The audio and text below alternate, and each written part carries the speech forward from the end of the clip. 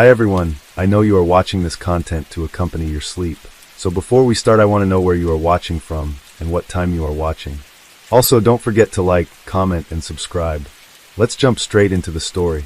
In the quiet town of Palagonia, nestled in the heart of Sicily, Italy, the summer of 2015 was drawing to a close. The residents, known for their warm hospitality and tight-knit community, were preparing for the transition into autumn. Among them were Vincenzo Solano, 68, and his wife, Mercedes Ibanez, 70. Vincenzo, a native Sicilian, and Mercedes, originally from Catalonia, Spain, had met years prior while working in Germany. Their shared experiences as immigrants had forged a deep bond between them, leading them to settle in Palagonia over 4 decades ago. Here, they built a life, raised 2 daughters, Rosita and Manuela, and became beloved members of the community.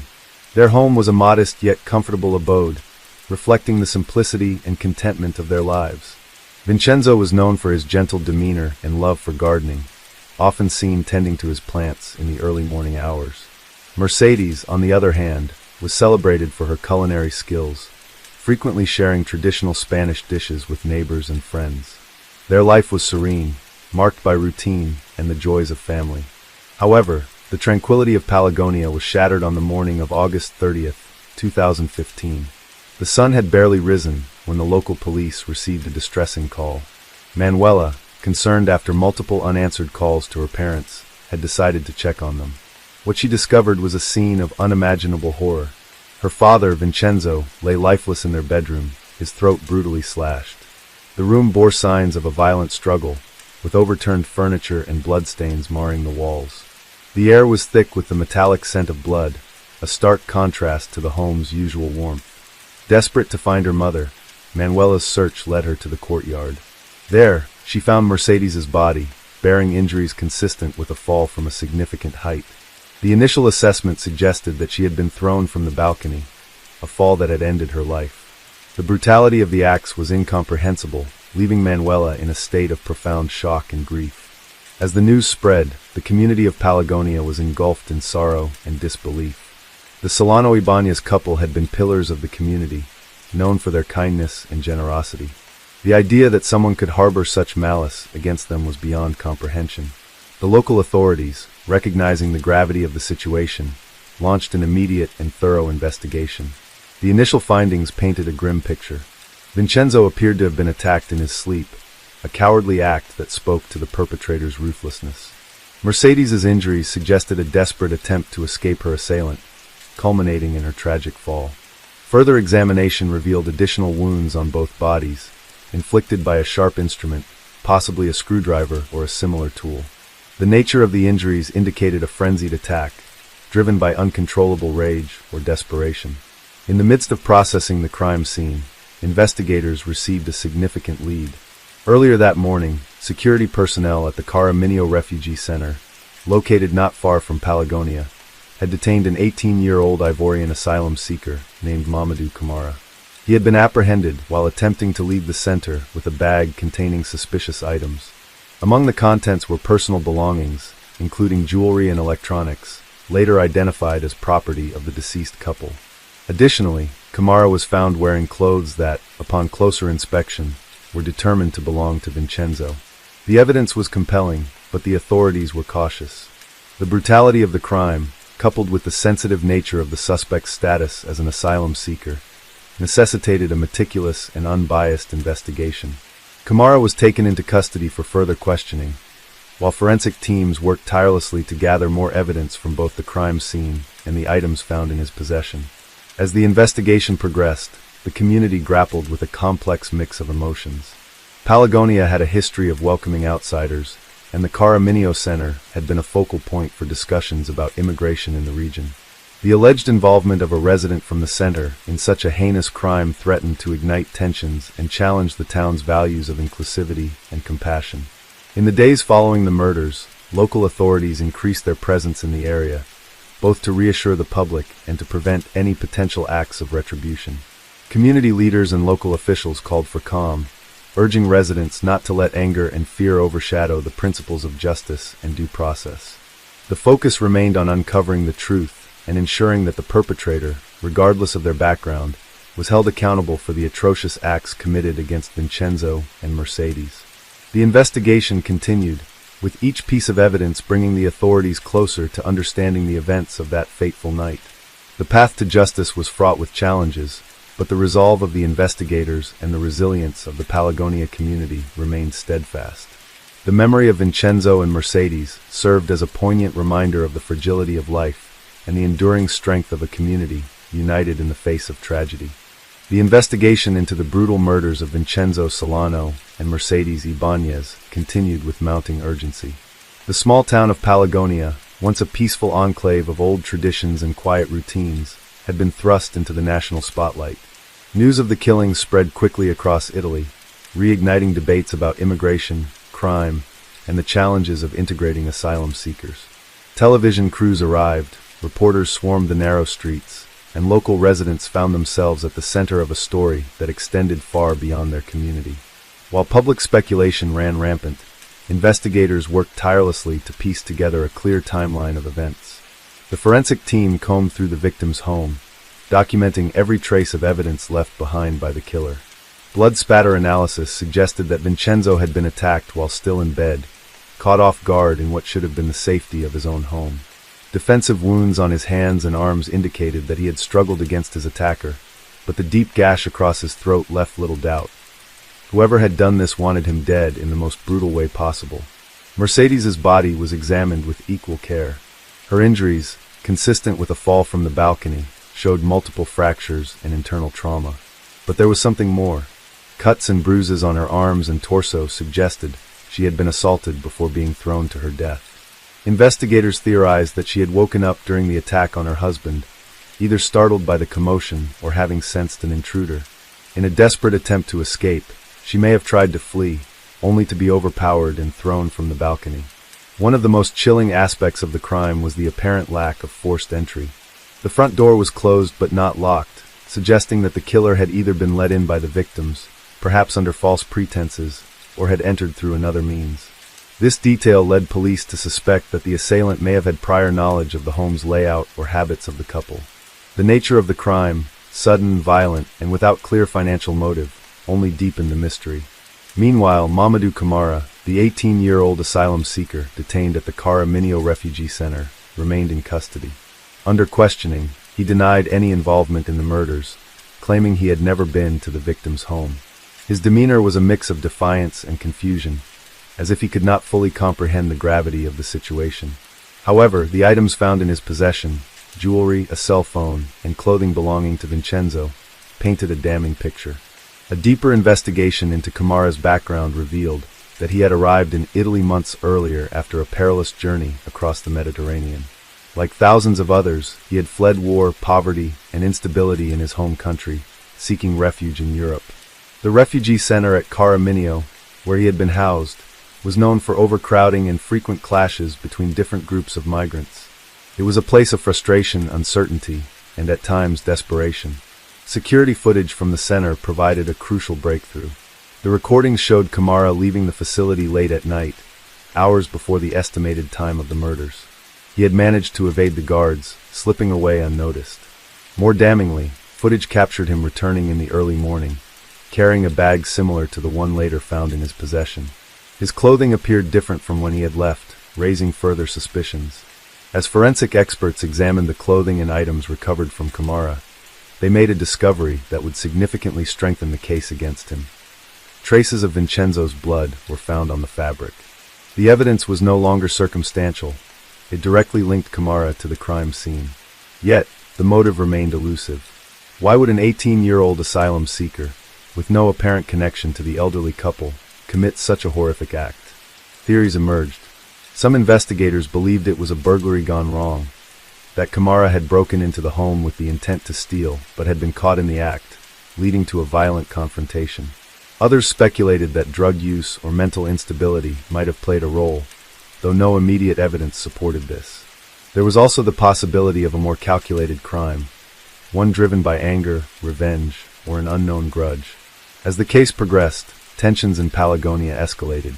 The murders had already sparked outrage, but the revelation that an asylum seeker was the prime suspect ignited deeper, more volatile emotions. Protests erupted outside the Kara Minio Refugee Center, with locals demanding its closure. Right-wing political figures seized the moment, using the tragedy to fuel anti-immigration rhetoric. Graffiti began appearing on walls throughout the town, bearing slogans that called for an end to asylum policies and the expulsion of migrants. What had once been a quiet town was now a battleground of political and social discord. But amid the anger, there was also sorrow. The daughters of Vincenzo and Mercedes, devastated by the loss of their parents, pleaded for justice but also for reason. In a tearful statement to the press, Rosita, the eldest, spoke of the love her parents had for Pelagonia and their belief in kindness. They opened their hearts to everyone, she said, and they did not deserve this. But we cannot let this tragedy be used to spread more hate. The trial of Mamadou Camara moved forward rapidly. Prosecutors, armed with forensic evidence, security footage, and witness testimonies, built a strong case against him. Camara, maintaining his innocence, changed his story multiple times, at one point claiming he had been forced by others to steal from the house, at another insisting he had found the items discarded near the road. His shifting narrative only worked against him, reinforcing the perception of guilt. With the weight of evidence against him, the court reached a decision. Camara was convicted of the murders of Vincenzo Solano and Mercedes Ibanez. He was sentenced to life in prison, a verdict that brought some closure to the grieving families, but did little to heal the deeper wounds left on Pelagonia. In the aftermath, the town struggled to regain its sense of normalcy. The tragedy of that September night in 2015 would never be forgotten, a grim reminder of how violence could tear through even the most peaceful of communities. The home where Vincenzo and Mercedes had once lived, where they had spent decades building a life together, remained empty, a silent monument to the horrors that had unfolded within its walls. Yet, life in Pelagonia continued. The seasons changed, the markets reopened, and the town's rhythms resumed. But in quiet moments, when the streets emptied and the sun dipped below the horizon, the memory of what had happened lingered. A crime so brutal, so senseless, had left its mark, not just on the family of the victims, but on an entire town, forever altered by the darkness that had once visited its doorstep. The trial of Mamadou Camara had concluded with a life sentence, but the impact of the crime lingered far beyond the courtroom. In Pelagonia, the murders of Vincenzo Solano and Mercedes Ibanez had left a scar, an unspoken weight that settled over the town like an autumn fog. The home where they had lived, once filled with laughter and the smell of freshly baked bread, stood empty. Its windows, once open to welcome neighbors, were now closed, the curtains drawn like eyelids over a restless past. No one spoke of buying it. No one wanted to live in a place where such horror had occurred. The daughters of the victims, Rosita and Manuela, struggled to move forward. The pain of their loss was compounded by the media frenzy that had surrounded the case. Every headline, every televised debate about immigration and crime, felt like another wound. They had buried their parents, but the world refused to let them rest. Strangers wrote letters, some offering condolences, others using the tragedy to push their own agendas. Politicians continued to argue about the implications of the case, twisting their parents' deaths into a talking point for their campaigns. Rosita tried to return to her job as a schoolteacher, but the whispers in the hallways followed her. Manuela, who had been the one to discover the crime scene, found herself plagued by nightmares. She could not shake the image of her father's lifeless body, of the dried blood on the floor, of her mother's broken frame in the courtyard. Therapy helped, but only so much. The trauma was not something she could leave behind. It was stitched into the fabric of her existence. Meanwhile, the town itself remained divided. For some, the case confirmed their worst fears, that the influx of migrants into Sicily had made their once safe streets dangerous. For others, it was a reminder that violence and cruelty were not confined to any one group of people, that evil could exist in any form. But the fear was tangible. People began locking their doors at night. The elderly, once comfortable sitting outside their homes late into the evening, now retreated indoors at sunset. A silent shift had taken place, one that could not be measured in statistics, but was deeply felt in the rhythm of daily life. At the Kara Minio Refugee Center, the mood was tense. The case had cast a long shadow over the facility, fueling resentment from both inside and outside its walls. The other residents of the center, many of whom had fled war and persecution, felt the weight of Camara's crime hanging over them. They faced increased hostility from locals, who now viewed them with suspicion. There were reports of harassment, of shopkeepers refusing service, of slurs muttered under breath as they walked the streets. The crime of one man had tainted them all in the eyes of many. The Italian government, already struggling with the broader European migration crisis, faced pressure to tighten security at refugee centers and implement stricter policies for asylum seekers. In the wake of the murders, new measures were put in place, making it harder for migrants to leave the centers without supervision. Protests erupted, some demanding harsher immigration policies, others calling for fair treatment of refugees. The debate raged on, but for the people of Pelagonia, the focus remained on the 2 lives that had been lost. As the years passed, the memory of the crime remained, though its sharp edges dulled with time. The newspapers moved on to other stories.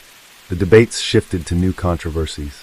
But for those who had known Vincenzo and Mercedes, the pain never fully faded. Their absence was felt at family gatherings, in the empty chairs where they once sat, in the moments when laughter would rise only to be dampened by the realization that they were gone. Rosita and Manuela eventually made the difficult decision to sell their parents' home. It had become too painful to hold on to, a relic of a past they could not reclaim. A young couple from out of town purchased it, unaware of its history. They painted the walls, replaced the furniture, and filled it with new memories. But the neighbors still looked at the house with different eyes, still felt a chill when they walked past at night. Justice had been served, but justice was not the same as closure. The town had learned that evil did not always come in the form of shadows and whispered threats. It could arrive silently, without warning, and change everything in a single night. The streets of Pelagonia remained the same. The church bells still rang, the market still bustled with life. But beneath the surface, there was an understanding that had not been there before. No place was truly safe. No door was ever completely locked. And sometimes the worst nightmares were the ones that happened while you were still awake. Klondike Bishambave was born on April 11, 1980, in Gil, Kazakh SSR. Klondike Bishambave grew up with his younger sister Irujin, born in 1984. He received 3 higher educations, studying at Kazakh Academy of Management, TAZ University, and George Washington University through a presidential scholarship. At 26, he defended his PhD thesis in economic sciences. Klondike began his career as a bank manager in 2000. He briefly interned at the Ministry of Economy, then held senior positions in large companies before returning to the ministry in 2016. He became the young head of the ministry, but was dismissed 8 months later due to a bribery scandal, sentenced to 10 years in prison. However, he was released on parole after just 1 year. In his personal life, Klondike was married twice. His first wife, whom he married in 1999, and had a son in 2000. They divorced in 2004. In 2006, he married, with whom he had 3 children before divorcing in 2020. After a few years, he married Sultanat Nuknova. Sultanat Nuknova was born on May 15, 1992, in Pavlodar, Kazakhstan. She was the youngest of 2 children to businessman father and economist mother. Her uncle was a prominent politician. As a schoolgirl, Sultanat became interested in astrology, studying literature and making accurate predictions for friends and classmates. She turned her hobby into a career, achieving success quickly. Sultanat promoted her astrological services on social media, offering consultations, forecasts, and guidance on goal achievement, career choice, and spiritual growth. She also gave advice on love affairs and relationships, with a client base consisting only of women and girls.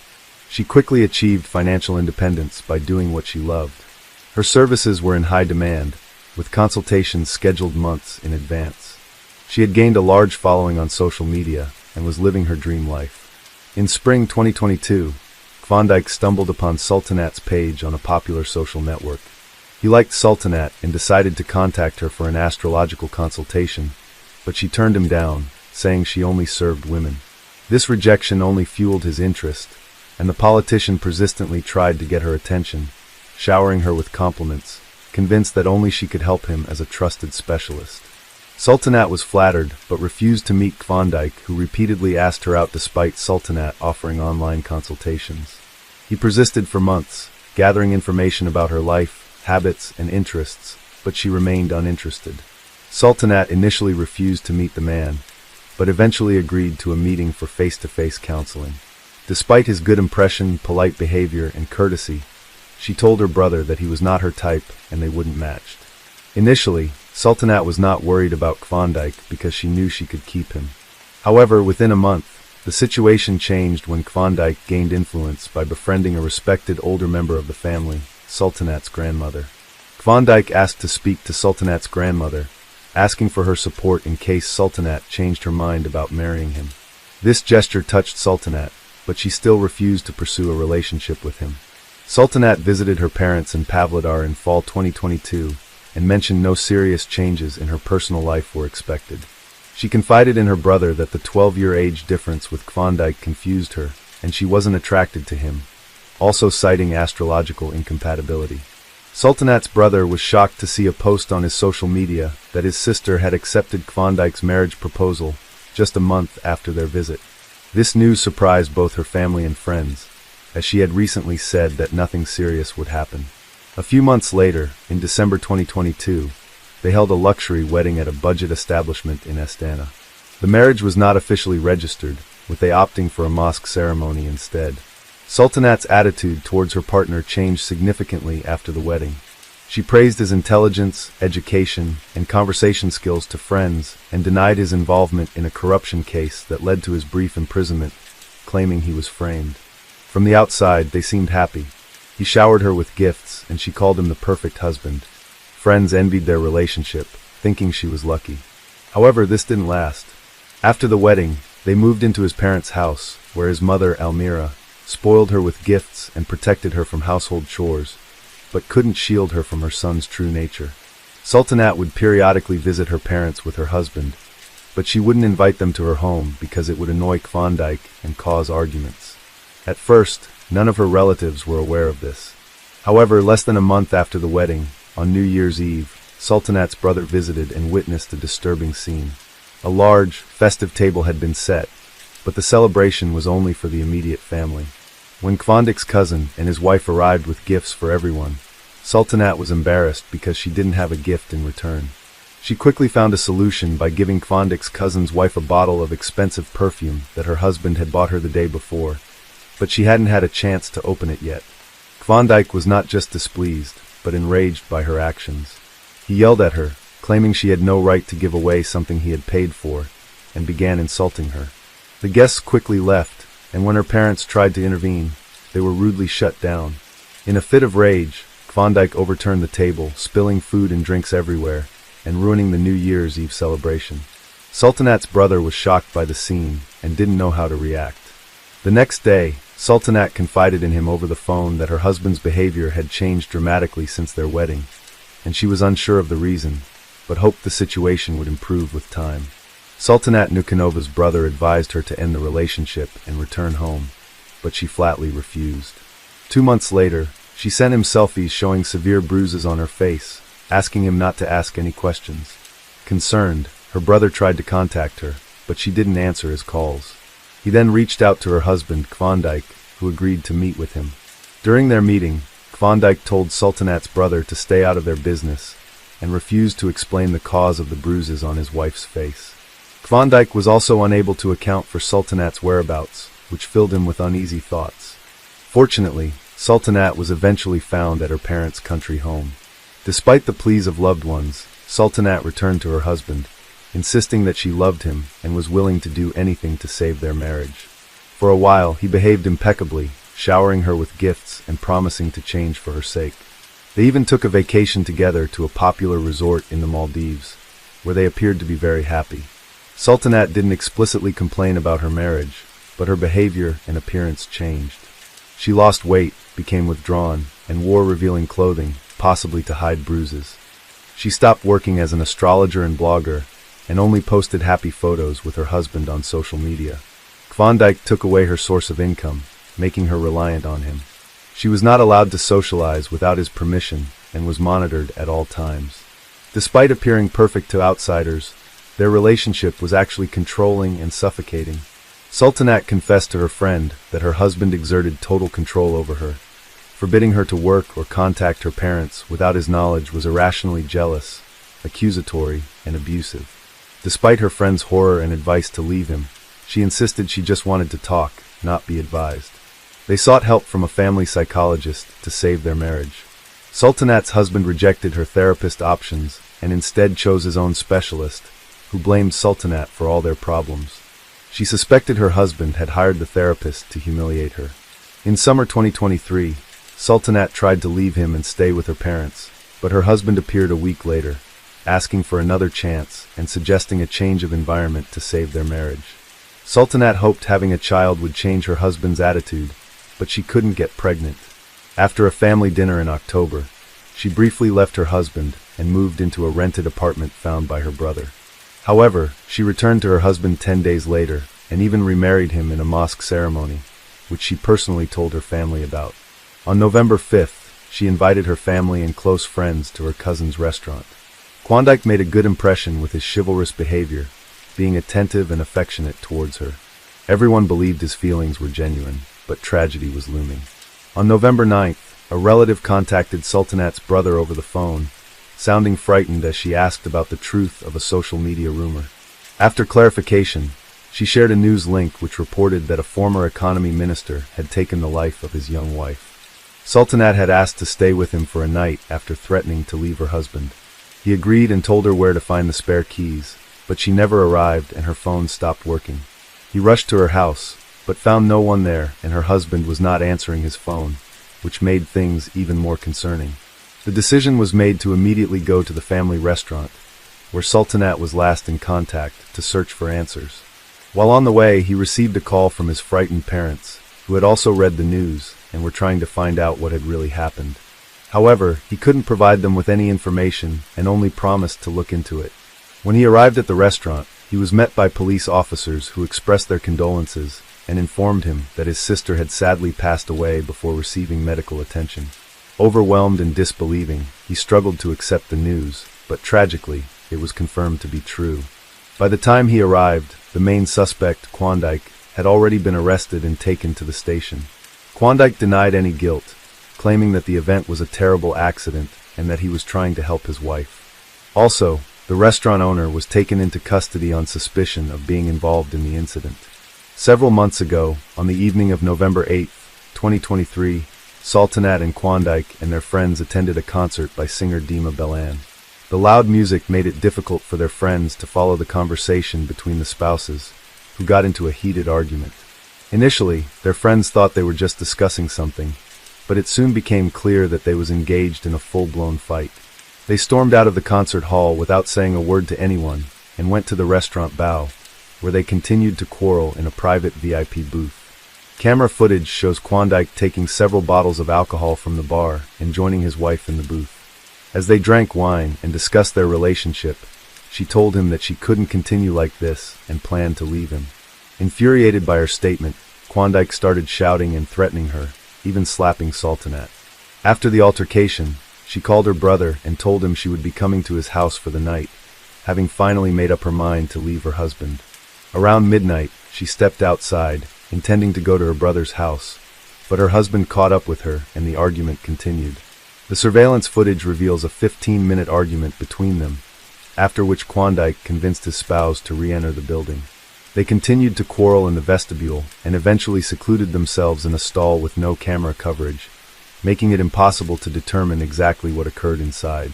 In the hallway, cameras recorded Klondike aggressively pursuing his wife, Sultanat, as she attempted to create distance. He grabbed her hands, shook her, and pushed her against the wall. Klondike's lawyer downplayed these actions, describing them as stroking. However, Sultanat tried to escape and locked herself in the toilet to evade her husband's aggression. Undeterred, he kicked the door, resulting in corresponding injuries. After forcing his wife to open the door, Klondike physically assaulted her, striking her multiple times in the face. He berated her, claiming that she lived at his expense. The events that followed are unclear, but Klondike alleged that his wife had an angry outburst and, in a fit of rage, removed all her clothes and jewelry, flushing them down the toilet to demonstrate her independence from him. According to another account, Klondike allegedly forced his wife to undress, intending to humiliate her further after the gold jewelry was lost down the drain.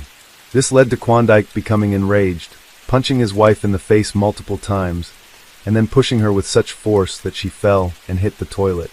However, during the trial, Klondike claimed that his wife was intoxicated and had fallen several times while undressing, hitting her head on the tiles and plumbing fixtures.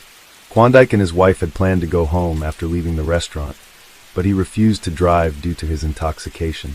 He was ashamed of his drunken wife, who was wearing only underwear under her coat and didn't want to call a cab. They decided to return to their VIP booth instead.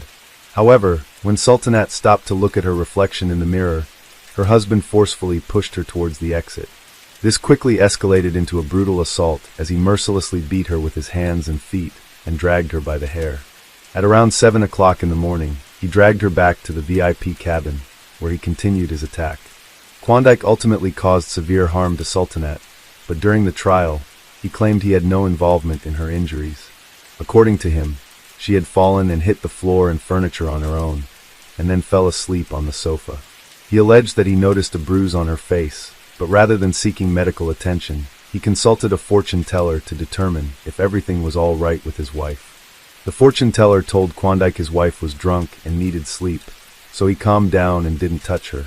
Later, he realized she wasn't breathing and called his brother, Bakun Banov, also the restaurant owner. Together, they deleted CCTV footage, claiming it showed his wife's indecent behavior. Banov called an ambulance in the evening, but she had already died. He claimed to have tried CPR, but it was too late. Both brothers were arrested by law enforcers. Klondike's former wife, Nazim, was also under scrutiny several years ago when her then-husband was arrested on corruption charges. She defended him at the time, but soon after his release, she filed for divorce, citing irreconcilable differences and claiming she had outgrown the marriage. However, after her ex-husband was accused of brutally murdering his new girlfriend, Nazim gave a candid interview, admitting that she believes him to be capable of such a crime. She explained that her 14-year marriage to Klondike changed dramatically in 2011 after the birth of their second child. Klondike became increasingly aggressive, selfish, and narcissistic, thinking that the world should revolve around him. Nazim also revealed that her husband frequently cheated on her, openly flaunting his infidelities. However, it wasn't until his phone data was accessed during his 2017 arrest that she discovered the full extent of his cheating. He had multiple mistresses, and they constantly changed. After Klondike was released from prison, his behavior became even more violent and aggressive, according to Nazim. A disagreement erupted between them a month later, sparked by a minor issue. However, Klondike's reaction was excessive, as he became enraged and ripped a toilet lid from the wall with his bare hands, throwing it at Nazim. Although she dodged, the incident made her realize that the marriage was unsalvageable, in her opinion. Klondike had apparently restrained his true nature for a long time, because he knew Nazim wouldn't tolerate his darker impulses. Klondike had a sinister strategy. He initially chose a victim, tested her limits, and pushed her to see how much she would tolerate. Once he was convinced that she wouldn't leave or complain, he revealed his true self as a sophisticated sadist. The trial of Klondike began in March 2024, with relatives of Sultanat pushing for an open trial to prevent him from using his wealth and connections to influence witnesses and judges. Klondike, who had previously been convicted of a serious offense but released on parole, requested a jury trial to avoid a life sentence. A jury of 12 was selected, and in this case, a life sentence would require a unanimous decision from all jurors and the judge, a very unlikely outcome. Klondike denies premeditated murder, claiming the event was an accident. He says his spouse provoked him, but video recordings contradict him. Initially, authorities considered charging him with domestic violence, a crime with lenient punishment in Kazakhstan. However, this sparked outrage, particularly from the victim's mother, who feels her son-in-law may get off too lightly, undermining her faith in justice.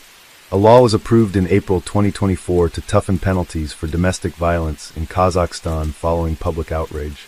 Klondike tried to pressure his brother into giving false testimony, and also attempted to discredit his late wife in court, calling her an inadequate, unbalanced, and alcoholic who provoked him. He claimed he acted in a state of passion, hitting her only a few times, and that her other injuries were self-inflicted from falling under the influence of alcohol. However, Klondike was alleged that he didn't allow called medics for Sultanat, and was instead concerned with deleting footage from cameras. Klondike ordered his brother to fake his wife's phone activity, making it seem like she was home. However, the plan didn't work. Klondike was found guilty of murder and sentenced to 24 years. Klondike's brother Bakun Banov was given a 4-year sentence for complicity. Sultanat's family expressed dissatisfaction with the court's decision. Her father hoped for a life sentence for his former son-in-law, calling any other verdict unfair. Today we're going to take a look at another horrible case with you. The case of Antonia Barra. Antonia was born in the late 1980s to a loving family that valued closeness and togetherness. Her parents, Alejandro and Marcela, raised 5 children in a spacious home, providing a nurturing environment where care and attention were abundant. The children were well-behaved and kind, and the household was generally free of significant problems. Antonia, however, stood out from her siblings due to her exceptional qualities from a young age. She was remarkably perceptive, responsible, and ambitious, which made her a source of great pride for her parents. She consistently excelled academically, had positive relationships with her teachers, and had clear plans for her future. Antonia's aspirations included traveling and living a fulfilling life. After high school, Antonia successfully enrolled in her preferred university and began pursuing a highly competitive major. As a freshman, she dedicated herself to mastering the fundamentals of her chosen profession and actively participated in both academic and social activities, forming close bonds with like-minded friends who shared her interests and ambitions. Antonia had become particularly close to Consuelo Uribe, a law student. They friends enjoyed spending time together, going shopping, attending parties, and socializing. Their friendship deepened over time. When Antonia's boyfriend Rodrigo broke up with her, Consuelo suggested a distraction to help her cope with the heartbreak. Antonia, struggling to come to terms with the breakup, welcomed her friend's idea. To take her mind off the past and briefly escape her sadness, Antonia and Consuelo planned a trip to Pucón, a tourist town in Chile, to celebrate the country's Independence Day on September 18th. The music festival was scheduled to take place at the Black Room Club on the evening of September 17th. At around 6:30 p.m., Antonia, Consuelo, and 3 other friends, including Consuelo's boyfriend, set off for Pucón. The trip was smooth, and upon arrival, the group stayed in separate accommodations, with they staying in a summer house owned by the Uribe family. After 8 p.m., they got ready to head to a party at Black Room, a well-known spot that promised an unforgettable night. Before leaving, Antonia texted her dad, who reminded her to be careful around people she didn't know. Antonia assured him that being cautious was second nature to her. They had a great time chatting and dancing with friends. As fate would have it, Martin and Antonia unexpectedly ran into each other at the club. They were thrilled to see each other and spent the evening together, chatting and dancing. Throughout the night, Antonia would occasionally leave Martin's side to check in with her friend and greet other male acquaintances she had met while bar hopping. However, she didn't realize how much she had been drinking, likely due to the long drive and her empty stomach. This was unusual for her, as she normally didn't let herself get carried away with alcohol. Consuelo told Antonia it was time to leave the club, but Antonia was having too much fun and refused to go. Consuelo warned her to stop drinking and think about leaving, but Antonia was determined to stay. Despite Consuelo's concerns, Antonia chose to stay at the club, and Consuelo left without her. However, Antonia would soon come to regret her decision. One of their friends stayed at the club and saw what happened next. He later shared what he saw during the investigation and in court. He said that Martin started talking to Antonia and then took her hand, leading her towards the exit. Antonia seemed unsure and confused, likely because she had been drinking too much. Although she was in a daze, Antonia didn't seem to resist or mind being led away. It was unclear if she even knew what was happening, but external surveillance footage told a different story. According to Martin's friends, they left the club in 2 cars, but there was no room for her, so she ended up walking with them. Along the way, they passed a store, and footage showed that the man had forced her to enter. She was visibly intoxicated and unable to resist. Throughout the night, Martin, who was somewhat more sober than the others, attempted to exert control over the situation. The footage captured moments of Martin being overly affectionate towards her and trying to kiss her, despite her clear reluctance and attempts to pull away. After arriving upstairs around 9 a.m., Consuelo checked her messages and found a voice message from her friend Antonia. Initially, Consuelo had trouble making out what Antonia was saying, but after listening more closely, she caught a few words. Antonia was asking to be picked up, but Consuelo didn't know exactly where she was. To find her, Consuelo used her GPS and, accompanied by her boyfriend Jose, headed to the location indicated. Upon entering the house, Consuelo and Jose were shocked to find Martin standing naked, attempting to cover himself with a pillow. When Consuelo asked about her friend Antonia, Martin claimed he didn't know where she was. However, they soon found Antonia upstairs in one of the rooms, lying on a bed in her underwear, crying quietly. Jose carried her to the car, and Consuelo asked what had happened, but Antonia was too distraught to explain. At the summer house, Consuelo and Jose tried to comfort Antonia, holding her and talking to her. Eventually, Antonia opened up about what had happened. She confessed that Martin had taken advantage of her against her will, leaving her feeling powerless. After learning about the incident, Jose and Consuelo urged Antonia to report the attacker to the police and pursue justice. However, Antonia declined, fearing that her parents and the public would find out and judge her. Instead, she chose to silently cope with the trauma and try to heal on her own, asking Jose and Consuelo to keep the incident private. During a conversation with her father, Antonia tried to respond normally to his light-hearted question about whether she had been drinking too much. However, her response unintentionally revealed her distress. The next day, Antonia met with Martin to discuss the incident, but he was uncooperative and arrogant. Martin claimed that the events of the previous night were consensual, which made Antonia realize that she would not receive the truth or an apology from him. She understood that she needed to try to move forward. Antonia stayed quiet and acted normal for 3 weeks. A close childhood friend claimed not to notice anything unusual, but Antonia's classmates observed that her memory was faltering and her thoughts were disorganized. But sometime later, Alejandro eventually discovered the truth about his daughter. Alejandro shared his daughter Antonia's heartbreaking story, which sparked a nationwide movement. Multiple women came forward with similar allegations against Martin, leading to 6 new charges and his exposure as a serial offender. The Martin family sought court protection for their personal information, which had been leaked online. They claimed that the online harassment, including insults, threatening messages, and false information, had violated their constitutional right to privacy. The court agreed, and on June 12, 2020, it ordered Antonia's relatives to stop sharing information about the Martin family on social media and to refrain from publishing anything that could compromise them.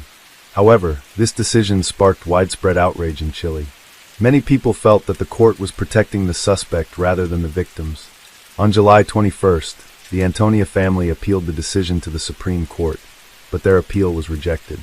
The suspect's lawyer then requested protective measures on his client's behalf, but the suspect was eventually charged with multiple counts of attack.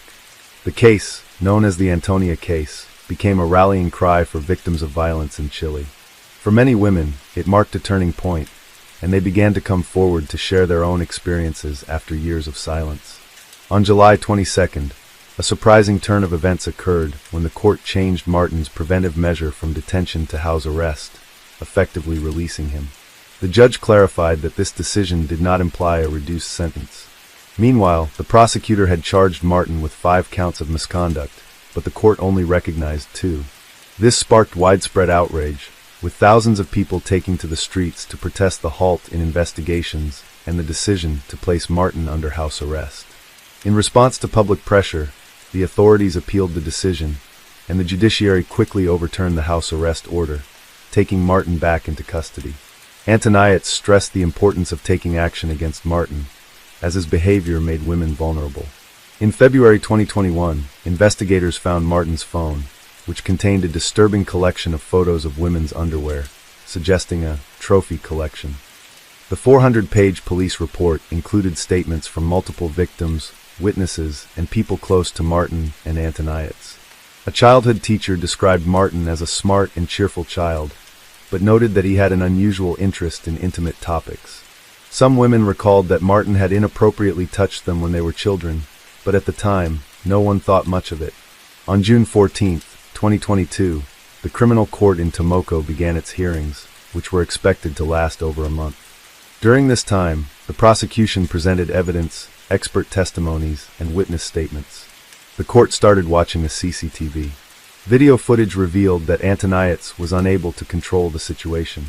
On August 26th, Martin was sentenced to 20 years in prison for crimes against intimacy and intimacy-related aggression. However, on December 29th, the Supreme Court accepted the defense's appeal, disagreeing with the verdict. A new trial was scheduled for spring 2023. In a related development, Martin's original lawyers resigned on March 16th, and the public defense took over his case. The second trial began on April 24, 2024, focusing on 5 counts of violence and 2 counts of forced intimacy. During the trial, Martin waived his right to remain silent and provided his account of the events. He claimed that his actions were the result of severe intoxication. However, the prosecutor countered that by drinking with the victims, he had taken advantage of their vulnerability. Ultimately, Martin was found guilty on July 7, 2023. The federal prosecution sought a prison sentence of 41 years, but on July 28, 2023, Martin only was sentenced to 17 years in prison for committing 7 intimacy-related crimes against 6 victims. Since he had already spent time in custody, he would serve 14 years. Today, we're going to take a look at another horrible case with you. The case of Lizzie Marriott. In the fall of 2012, Lizzie Marriott began her studies in marine biology at the University of New Hampshire. To reduce her living expenses, she moved out of her family home in Massachusetts, where she lived with her parents, Bob and Melissa Lizzie, and relocated to Chester to live with her aunt and uncle, Tony and Becky Hannah. Lizzie quickly became a beloved member of her aunt and uncle's family. She had a passion for marine animals, which led her to pursue a degree in marine biology. Although she was now 2 hours away from her parents, they remained close and kept in regular contact. Lizzie was known for her kind, gentle, and sweet nature, which made her a favorite among those who knew her. Lizzie's aunt recalled that whenever Lizzie came home, she'd exclaim, "I'm home," and it filled their hearts with joy. Lizzie was thriving in her new life, with new opportunities opening up in her free time. She had found a job at Target, where she quickly fit in and earned respect from her colleagues. That's where she met Kate McDonough, an 18-year-old who quickly became a close friend. They girls often hung out after work, and one day, Kate invited Lizzie over to her apartment. On subsequent invitations, Lizzie was happy to accept. Lizzie and Kate planned a cozy evening with dinner and a movie on October 9th. However, Kate's boyfriend Seth joined them, bringing a lively atmosphere. Seth was a man of many talents, with a theater arts background and a black belt in karate. Lizzie's family and friends expected a fun evening together. When she failed to return home at the agreed-upon time, her relatives initially thought she might have stayed overnight at a friend's place and then headed to university. However, when she didn't show up the next day, her aunt and uncle grew concerned and contacted her parents, who were also unaware of her whereabouts. Lizzie's parents immediately drove to Chester, reporting their daughter's disappearance to the police along the way. The investigation began, and the police questioned everyone who knew Lizzie, but her relatives had no idea where she had gone. Fortunately, a friend named Nate revealed that he thought Lizzie might be with Kate McDonough. Nate asked Kate if she had seen Lizzie. Kate replied that she hadn't. Detectives began investigating the new information provided by Nate. In the meantime, they discovered that her bank accounts showed no activity and her phone was dead. This led them to rule out the initial theory that she might have been involved in an accident. Shortly after, her car was located. After interviewing her friends and coworkers, investigators gathered some information about Kate and her boyfriend, Seth. Lizzie and Kate's acquaintances have noticed they spending increasing amounts of time together, despite their vastly different personalities. Outwardly, Lizzie is sociable and compassionate, whereas Kate is known for being rude. The reason behind their close relationship remains unclear. Lizzie was once a cheerful person, but after meeting Seth, she changed. Her coworkers noticed a difference, and she distanced herself from relatives who disapproved of Seth's behavior. They started dating when Lizzie was 17 and moved in together in Dover, New Hampshire, after she turned 18. On October 12th, authorities questioned Kate and Seth separately, but at the same time. This tactic helped investigators gather more information. For 2 hours, Kate consistently denied ever having met Lizzie on October 9th, but then she stopped cooperating completely with the investigation. Seth, on the other hand, was more open with the details. He contradicted Kate's account, saying that Lizzie was actually at their place on the 9th. Seth described the events of that day, saying that he, Kate, and Lizzie watched a movie together, played strip poker, and then engaged in a consensual threesome. However, the situation becomes tragic when things don't go as planned. Lizzie accidentally dies while tied with rope. Too shocked and afraid of being misunderstood, Seth and Kate decided to dump Lizzie's body into the Piscataqua River on Pierce Island. After being questioned for 11 hours, Seth accompanied police to the location and reenacted how he and Kate threw the body off the cliff. Lizzie's parents doubted Seth's account of her death, insisting she was in a loving relationship with Brittany and wouldn't cheat or take her own life. They urged police to find her body for a proper burial. The search continued with volunteers and a detective, but strong river currents made it possible her body was swept to the Atlantic. The investigation into Lizzie's death continued with a search of Seth's apartment. Detectives found the apartment cluttered and disorganized, with evidence of Seth's interest in occultism and black magic. A search of the surrounding area turned up a bag in a trash container containing black leather gloves, a sweatshirt, and men's underwear with DNA from both Seth and Lizzie, confirming their intimate relationship. The sweatshirt was identified as Lizzie's by her family. Later, Kate McDonough confirmed some of his account. According to Kate, she, Seth, and Lizzie spent the evening of October 9th in playing strip poker, which eventually led to a consensual intimate encounter involving rope bondage, which Lizzie had agreed to. Lizzie Marriott was having a good time until she suddenly had a seizure, suffocated, and lost consciousness. She stopped breathing when Seth and Kate lifted her up. Kate thought it was an accident, but an unexpected witness's testimony took the investigation in a new direction. A young woman visited the police station, claiming to have crucial information about the Lizzie Marriott case and requesting to speak with the lead detectives. During the conversation, she introduced herself as Catherine Fish, Seth Mella's ex-girlfriend. Her statements implied that Seth was capable of murder.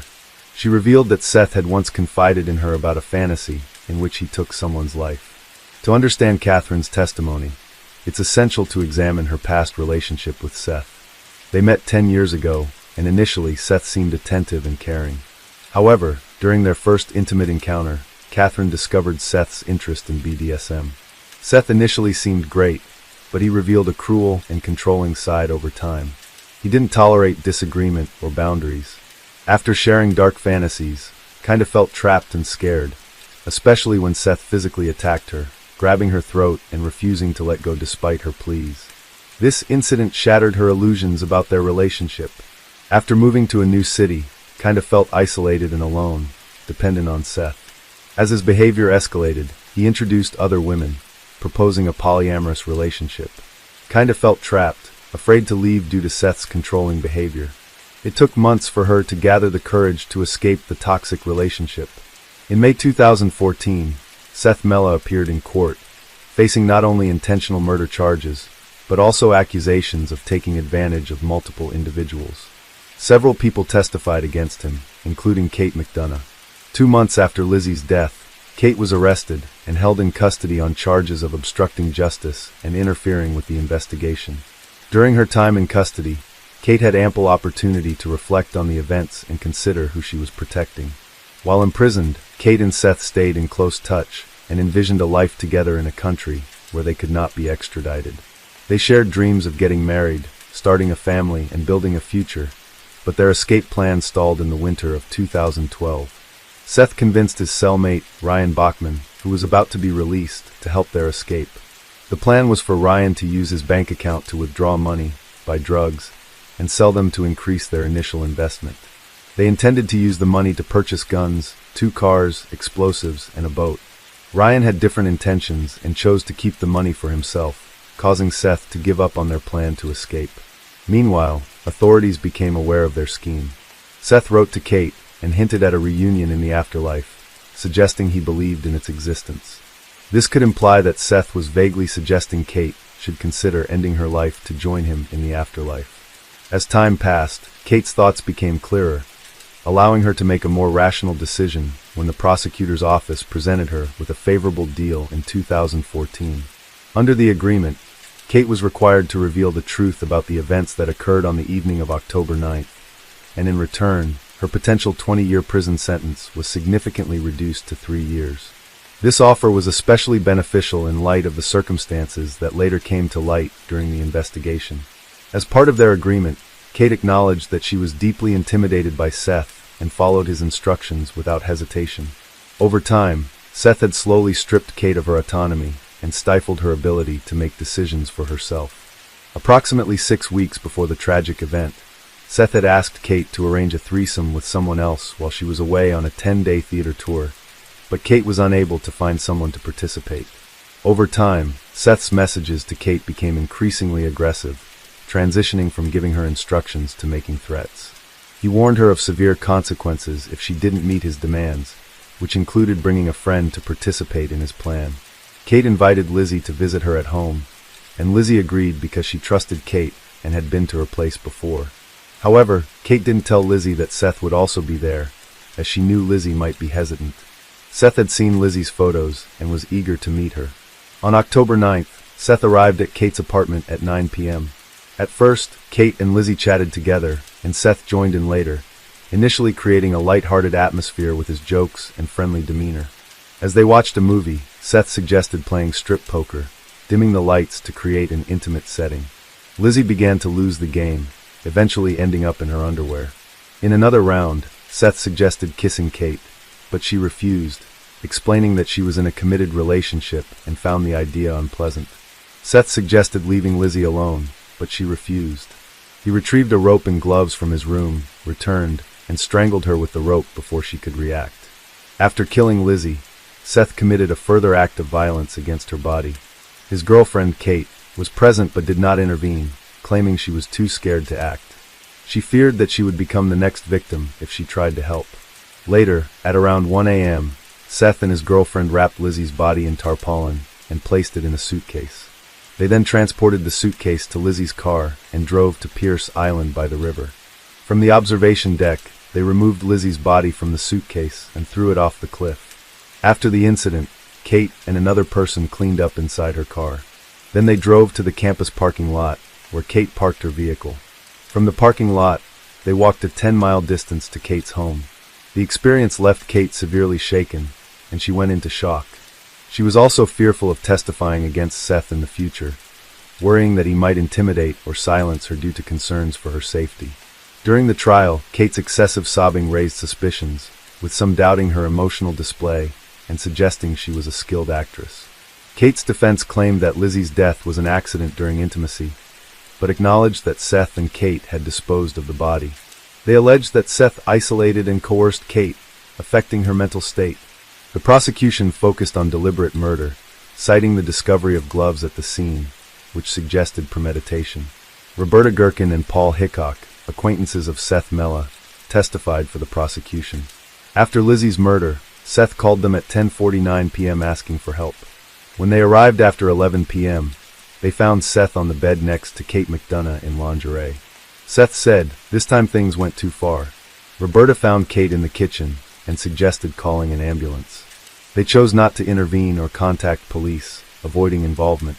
Seth Mella was convicted of first-degree murder by strangulation and conspiracy in 2014, receiving a life sentence without parole. Kate McDonough, who was 20 at the time, got a 3-year sentence as part of a plea deal and was released in 2016. She has since maintained a low profile. Lizzie Marriott's parents, Bob and Melissa, do not feel the sentence is sufficient.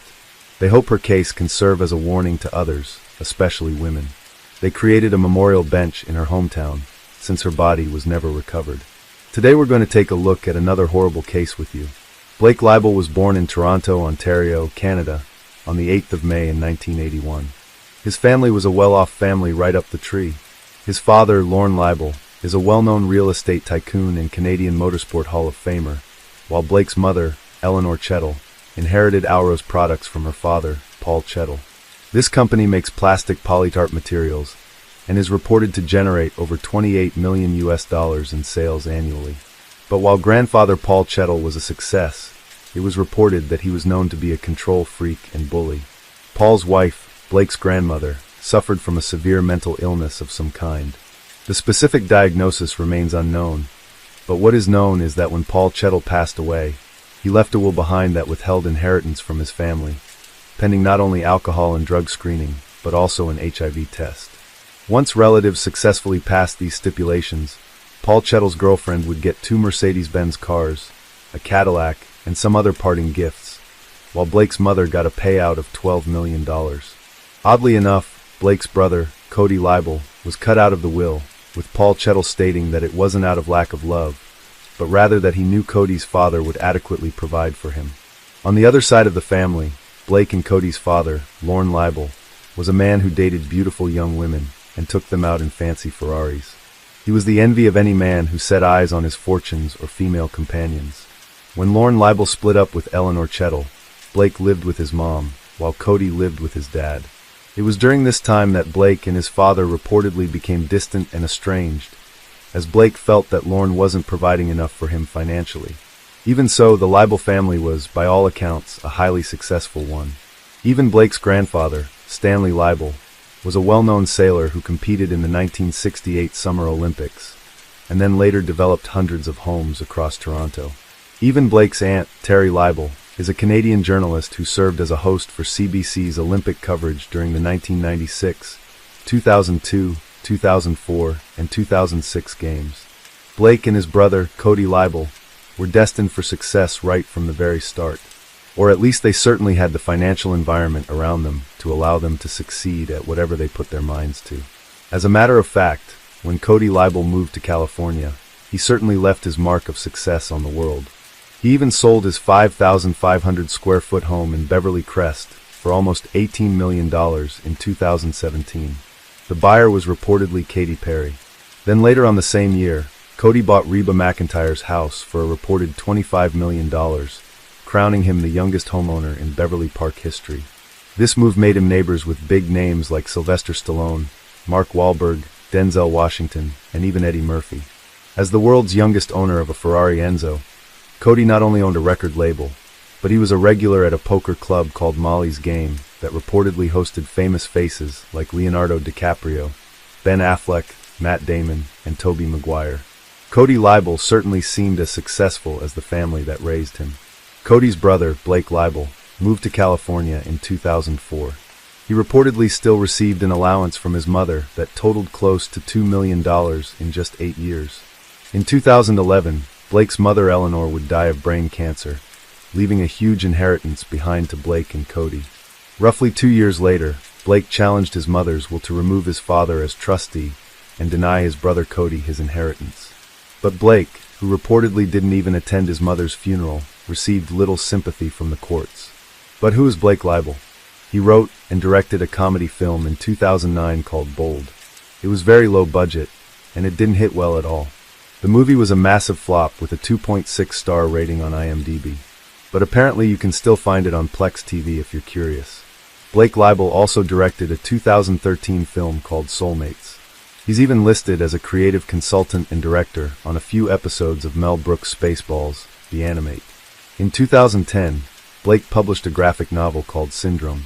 The novel was about a man named Dr. Chattel, who happens to share the same name as Blake's own mother. In the novel, Dr. Chettle studies serial killers. He also goes as far as to recruit a town full of actors, and then set up a fake Truman Show-style scenario. Next, he fakes the execution of a serial killer before wiping his mind, and allowing the memoryless man to run free in the fake town so Chattel can monitor his actions. The doctor's goal in the book is to cure serial killers. Chattel's character can be quoted saying that evil is not some mysterious force, evil is a syndrome. Co-author of the book, Ryan Roberts, stated that Blake told him that he had done a lot of research on serial killers. Ryan also recalled how Libel jerked his hands upward when showing how a victim could be flipped upside down in order to drain them of fluid. In hindsight, Ryan Roberts said he'll never forget that. While Blake didn't actually write or illustrate the final edition of Syndrome, he was credited as creator of the book. And he wrote an introduction at the start of the novel, asking the question, if you loved hurting things, what would you do? Syndrome, Blake's biggest success, and it ended up with him giving away stacks of the graphic novels for free at Comic-Con in San Diego. A producer said Blake wanted to be a respected comic book artist, and he used his cash to try and buy that image.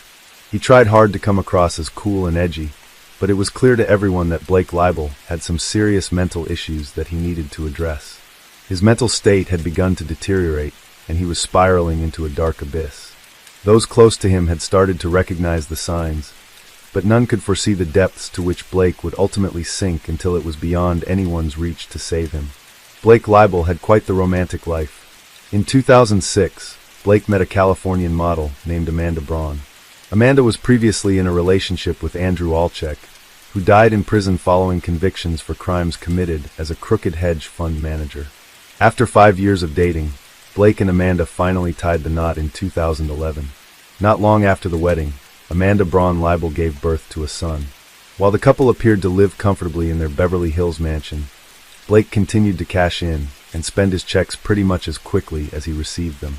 He reportedly smoked weed constantly and came up with various plans for success, but none of his ideas proved fruitful. During this time, one of Libel's friends said Blake was developing a dark obsession with brutal violence. It was like Blake was becoming a different person. He was distant and paranoid. Then in the summer of 2015, Blake left Amanda while she was pregnant with their second child. This was reportedly due to his pot-smoking habit consuming his life. But I'd say there was more than a marijuana issue brewing. Blake began isolating from almost everyone as he sank deeper into a world filled with gore, violence, and darkness. He even stopped returning his family's calls and began to suspect that his brother Cody was in deep debt to some Russian gang members, and he was worried it could potentially bring harm back his way. But there was never any evidence that Cody Libel owed any major debt like that, and no one could understand why Blake's sanity was spiraling out of control. But most of his friends claimed it was initially the death of his mother that brought on this dark madness. Eleanor Chattel's $5.5 million home in Toronto, plus the millions of other dollars acquired due to her death, just wasn't enough for Blake. He was broke, and when he failed to have his mother's will overturned in 2013, he turned to his father to help him pay for his mounting credit card debts. Then Blake was sued by his lawyers for non-payment in the unsuccessful case of Eleanor Chattel's will. After Blake split up with Amanda, he began pitching another original script called Psychopomp. It was about a caped vigilante that cuts off the heads of villains and then uploads his antics to YouTube. But reviewers of the script stated that it was terrible in every way possible. There wasn't one thing about Blake Libel's new project that anyone liked. It was likened to a bad rip-off version of Batman, where Batman is violent, psychotic, stupid, sadistic, and highly unlikable.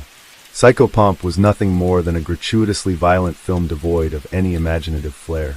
However, there were whispers that Hilary Shore, a producer involved in Children of Men, had expressed interest in the Psychopomp screenplay. Yet, this supposed development never materialized.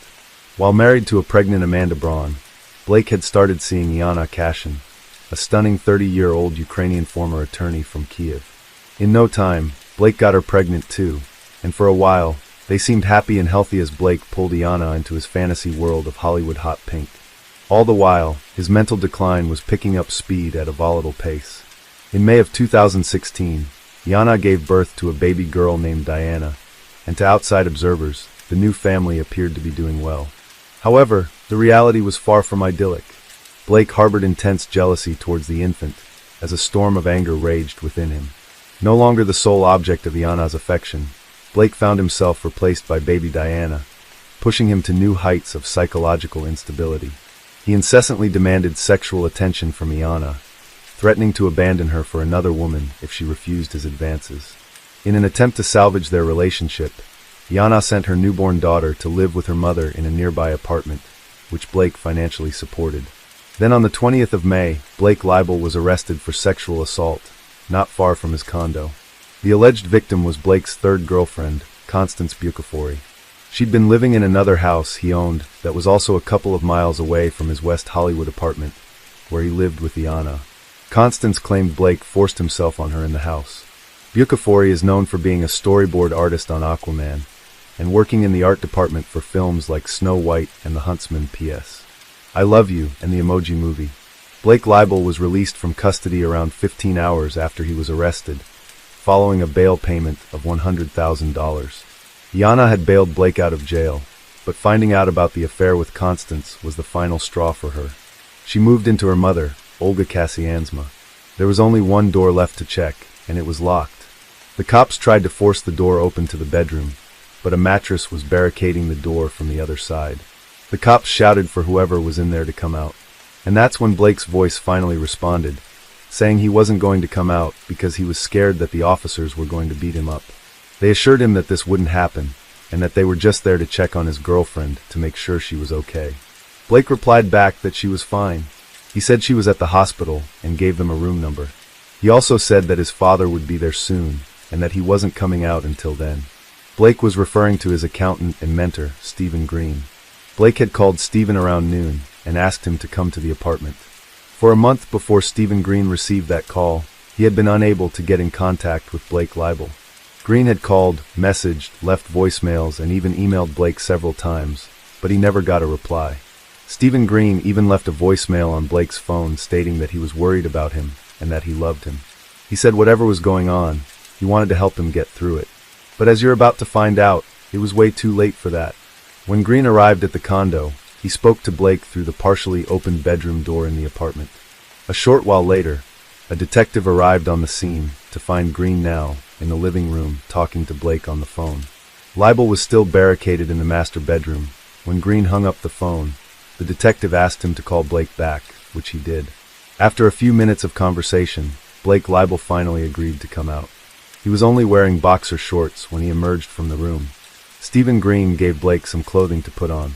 Luckily, officers checked the clothing first and found Leibel's passport and about $4,000 in cash. It's thought that he was going to try and make a break for it, but that never happened. As the officers entered the bedroom, one of them screamed, "She's on the bed." The detective immediately ordered everyone to go outside, and he called in the paramedics who were waiting on standby. Sadly, Yana Cashin was pronounced dead at 1:02 p.m. on May 26th. Yana Cashin's naked body was lying on a clean sheet and was covered by a red Mickey Mouse blanket on top of a blue polka dot blanket. Her head was on a pillow. There were abrasions and bruising on the left side of Cashin's face, consistent with blunt force trauma. There were human bite marks on Cashin's left jaw and left bicep, as well as fingernail marks under her jawline. Her scalp had been removed from around her eyebrows to the hairline on the back of her head. A large portion of skin on the right side of her face had also been removed. The skull bone was visible. There were cuts across her lower forehead, below the eyebrows. There was also a cut on the right side of her face, from her cheek to her jawline, and another on the left side of her face, toward where the ear should have been, but it was missing. The medical examiner later proposed that a sharp-bladed tool had been used to cut off the skin, but he also noted that some facial tissue had been ripped away by hand. Considering the extensive damage to Jana's face and skull, combined with the challenging nature of both cutting and tearing the tissue, the doctor believed that inflicting these injuries would have been a lengthy process. Moreover, the presence of inflammation in the tissue and bleeding from several severed samples led to the tragic conclusion that Jana Cashin was still alive while enduring this prolonged torture. The examiner also determined that there was no blood in Jana's heart, veins, or arteries. Half of Jana's blood supply was missing. This is highly unusual, even considering the weight of her injuries. Gravity wouldn't have been enough to drain that much blood from her body. Her heart would have had to have been pumping the entire time. It was the medical examiner's opinion that Blake may have drained Jana's blood by placing her in the bathtub with her head lower than her feet, and then running water over her head, which could have increased the blood flow and potentially interfere with clotting. Due to the presence of foam in her nostrils, the doctor concluded that Jana was probably submerged in water for at least 30 minutes. Her body was then washed and placed on the clean sheet. Her cause of death was ruled as exsanguination, which is the draining of blood. There was an additional pillow to the left of Jana with an indentation on it. It was as if someone had been laying next to her. There were dried blood stains on the mattress beneath the sheet she lay upon. The investigation uncovered the extent of the violence that had occurred throughout Blake Leibel's condo. According to court documents, blood stains and pieces of human flesh were discovered behind the bed. Blood was also splattered on the wall near Jana's body. A fragment of an eyebrow was found on the floor beside the bed. In addition to the mattress Jana was lying on, blood stains were present on another mattress from a second bed in the room, as well as on a side table and in various other areas of the bedroom. The mattress that had been used to obstruct the door belonged to this second bed. A clump of hair and a blood-stained razor were found in the trash can. When cops entered the bathroom of the master bedroom, warm water was running in the bathtub. Blood stains and hair could be seen in the tub. A green paring knife with blood on it was found in the top drawer in the bathroom. The oval shape of the blood stains found on the headboard of the bed and the guest bedroom were consistent with having been made via the top of Jana's scalped head. There was blood on 2 towels, a pillowcase, the floor, and the base of the drapes in the guest bedroom. The drain in the tub of the guest bathroom also tested positive for blood. The same drain contained some freshly cut hair. Chemical testing also confirmed the presence of blood that someone had tried to clean up in areas of the dining room, the hallway, the guest bathroom, and both of the bedrooms. The kitchen garbage disposal also tested positive for blood. Then more evidence was found in the dumpster. Inside trash bags that had been thrown down the garbage chute, mere feet from Blake's condo door, Investigators found blood-stained bedding, towels, clothing, bath mats, placemats, a bed skirt with bloody handprints, human tissue, including some pieces with hair that appeared to be scalp and the missing ear. Samples taken from Blake's hand and fingernails also contained Jana's DNA. Jana's hands showed signs of injury consistent with self-defense. The marks and bruises seen on Blake's face when arrested were most likely inflicted by Jana, fighting for her life. The LA coroner concluded that she was kept alive for around 8 hours. He said he'd never seen injuries like that, and he likened them to wartime injuries. Blake Leibel was arrested and charged with the torture and murder of Jana Cashin. It was later discovered that he used her phone to order food to the apartment via Postmates twice during the time Jana was missing. Blake's demeanor on the scene was described as ice cold. He acted as if he didn't even know Jana was dead. When an officer told him, he simply replied, "Well, I guess you'll find out who did it then." Leibel donned an evil grin as officers led him away from the condo in handcuffs. On June 26, 2018, Blake Leibel was sentenced to life without parole.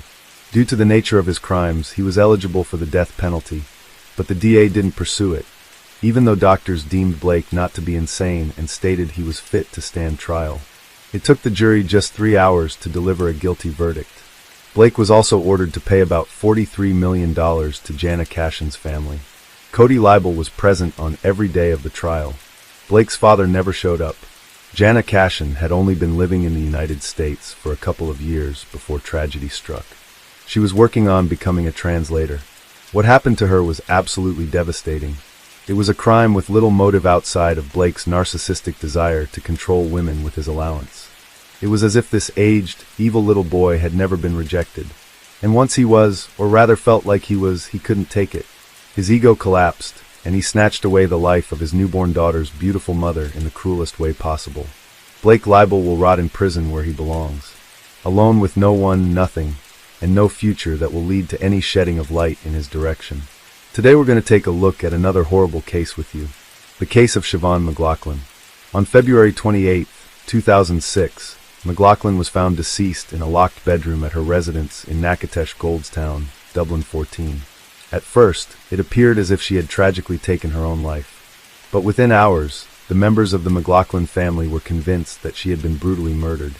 Siobhan was one of 8 children, 7 girls and 1 boy, born to her parents, Ewan and Deja McLaughlin. Siobhan worked as a chef in the canteen of an electrical firm. In 1989, at the age of 21, she met a man named Brian Carney, who was 31 years old. Brian worked as an electrical engineer for the same firm, which was a very good job. Siobhan lived in an apartment, while Brian lived with his toddler daughter, Aisling, from a previous relationship. Brian's wife and the mother of his child had passed away from natural causes a few years before Siobhan and him met. Brian was raising his daughter alone. Eventually, Siobhan would move in with Brian and his daughter. They renovated this house and then decided to sell it. Siobhan decided to set up her own catering business, as she had trained at the Shelburne Hotel, and she was ahead of her time when it came to food. She used ingredients that were uncommon in Ireland during the 90s, but would now be considered standard. The era of meat and potatoes had passed. Brian was not only an electrical engineer, but he also owned a music shop called Music City, which he sold in 2005. In 1995, the couple got engaged but then split up. They did keep in touch with each other over the years, meeting for dinner every few months. While they were separated, Brian never entered into any other relationship, and eventually they reconciled. In January 2002, they got married and Siobhan was expecting a baby. Their son, Daniel, was born 6 months later. That same year, Brian and Siobhan traveled to Spain on holidays, with the prospect of buying a boat. But while there, they came across a 200-year-old merchant's mansion on the island of Mallorca in Spain. They bought it and converted it into a boutique hotel. It had 6 luxury bedrooms and a heated outdoor pool. The couple bought the property for €2.5 million and oversaw most of the renovations themselves. Siobhan was a visionary, traveling from place to place, collecting pieces for the hotel, along with her impeccable taste and furnishings. Siobhan's culinary skills were what would make the hotel a success. The hotel opened in January 2003, and Siobhan's barbecues quickly became a highlight of guest stays and were popular among the locals. Siobhan and Brian would regularly travel back and forth between Mallorca and Ireland. However, during the holiday season, which spanned from March to December, Brian would travel back to Ireland more frequently. This meant that Siobhan was left in charge of running the business in Mallorca, while also raising their son, Daniel. Later, people who knew Siobhan would say that towards the end, they could see that she was not happy and was exhausted from doing everything. They felt there was an atmosphere of tension when Brian was around. However, because Siobhan's family was so large, Siobhan would frequently receive visits from one or a few of them, and she was very glad to see them. These visits seemed to lift her spirits and put a pep in her step. Siobhan was very independent, but she also greatly valued the closeness of her family. A few years into owning the property in Spain, Brian and Siobhan decided to build a new house beside their property in Dublin, hoping to sell the original house and move into the new house or rent out either of the properties. Siobhan came home to Dublin for the break. In 2006, she consulted a lawyer about legally separating and what she had to do. The solicitor advised her to keep a diary of the goings-on between herself and Brian. She enrolled their son, Daniel, in a local school and was going to approach Brian about her and their son moving into the new house that was being built next door. While Siobhan loved what she had built out there, she was very much on her own, overworked, and trying to raise their son with no family around her for support. On the morning of Tuesday, the 28th of February, 2006, it was Brian's birthday. Siobhan's sister Niamh arrived at Siobhan's house as usual. While she normally arrived at 9 a.m. to leave her car in the driveway and catch the bus into the city, this morning, she did not arrive until 9:30 a.m. As she had her own key, she let herself into the house and found 3-year-old Daniel wandering around on his own downstairs. Niamh then went upstairs to Siobhan's bedroom door and found it was locked. There was no reply when she called her name. Niamh then called her father and mother and informed them of the situation. When the father arrived, he broke down the door and found Siobhan lying in the bedroom near the inset door. Owen reached down and touched Siobhan on the head and then the leg and found she was cold. He knew then that his beloved daughter was dead. She was only 38 years old. The key to the bedroom was found on the floor, just inches away from the main bedroom door, and it appeared to have been pushed under. Owen immediately contacted the Garda, Irish police. When they arrived and examined the scene, they felt it was staged. Photos had been placed around Siobhan, almost like a shrine. A cord was partially wrapped around Siobhan, and the cord had been broken. When the forensic team arrived and examined the scene, they found indentations at the top of the end-soot door, and the other part of the vacuum cord was wrapped around the door handle on the inside of the door, making it look like she had tried to hang herself. It later emerged in court that the cord would have snapped within 5 seconds due to Siobhan's weight, and she would have had to have been at least 6 inches off the ground. These two factors, combined with other evidence, indicated that it was impossible for Siobhan to have taken her own life. It was also determined that Siobhan had been dead for a few hours as rigor mortis had already set in. The Garda imposed a 2-day media blackout on the case and advised the family not to speak to the press. After Siobhan's killing, it was said that the Garda took this step to try and avoid publicity of the case and to prevent a repeat of what had happened in the Rachel O'Reilly case 18 months earlier, where no charges had yet been brought. The blackout was lifted when Brian's mother-in-law informed him of Siobhan's passing. The McLaughlin family gathered, united in grief, while Brian received little sympathy, his sister offering consolation. The family referred to Siobhan by her maiden name, evidently privy to information unknown to others. Brian was extensively questioned. Could he leave, only to be told he had to speak to the detectives first? He also questioned whether they would want the clothes he was wearing, which was strange. Brian was eventually allowed to leave after speaking with the detectives, and he did not hand over the clothes for testing, as he had asked for a specific item of clothing from the back bedroom to change into. The police officers did not want to give him these clothes, so they let him leave with the clothes he was wearing. He went to stay with his parents, along with Daniel. Later that evening, Gwadi went to the house to retrieve the clothes he was wearing, and it was discovered that his mother had washed the clothes. Very convenient. On Thursday, March 2nd, 49-year-old Brown was brought in for questioning and detained for 12 hours. Reports indicate he was picked up from his parents' home. After initially agreeing to cooperate with the investigation, he refused to answer any of the questions asked. He was released that evening. Gwadi told the press that they were conducting further inquiries, and a file would be prepared for the Director of Public Prosecutions. The Gwadi interviewed Siobhan's friends and family, and they discovered that Siobhan was unhappy in her marriage and had visited a solicitor weeks before she died. She had also contacted the Citizens Advice Bureau for advice on separation and dividing assets. The family also revealed that they were suspicious of Brian and that he was a controlling individual. They provided an example of Siobhan being made to take out the dishes from the dishwasher and being required to wash them by hand because it was too expensive to run the dishwasher. He controlled the money, and she had to get his approval for everything. Siobhan sold her apartment, and Brian moved them to Spain. One of the sisters would say it was his dream to move to Spain, not Siobhan's. Siobhan's life was in Ireland, and she had no one in Spain. It was his way of isolating her from her friends and family. There was also a growing rift between Brian and the McLaughlin family. Brian delayed the funeral by 10 days after asking for a second autopsy. When a death notice was published in the newspaper, the McLaughlin family referred to Siobhan as McLaughlin and not Carney, and never mentioned Brian. Meanwhile, they published a separate notice in a different newspaper. At the funeral on the 11th of March, a picture was placed beside the coffin of Siobhan and her son, but Brian was left out. Additionally, at the funeral, the Kearney and McLaughlin families sat separately in the church. They did not look at each other or interact on the day. This is characteristic of Irish people. We do not hesitate to express our genuine feelings about someone. The week after the funeral, the Garda traveled to Spain and conducted a search of the hotel that Siobhan and Brian owned. Furthermore, Brian's mobile data was recovered, and it placed him at the scene of the crime at the time they believed Siobhan died. Witnesses reported seeing Brian in the driveway at the time. He claimed to be at his brother's on the morning of the murder. Brian's DNA was also found on a part of the vacuum cord. On June 22, 2006, Brian was arrested again and questioned at Dundrum Garda Station. He was questioned for 8 hours before being released without charge. The Garda felt they had enough evidence at this stage and sent a complete file with all the new evidence gathered over the months to the Director of Public Prosecutions, DPP. It was now a waiting game.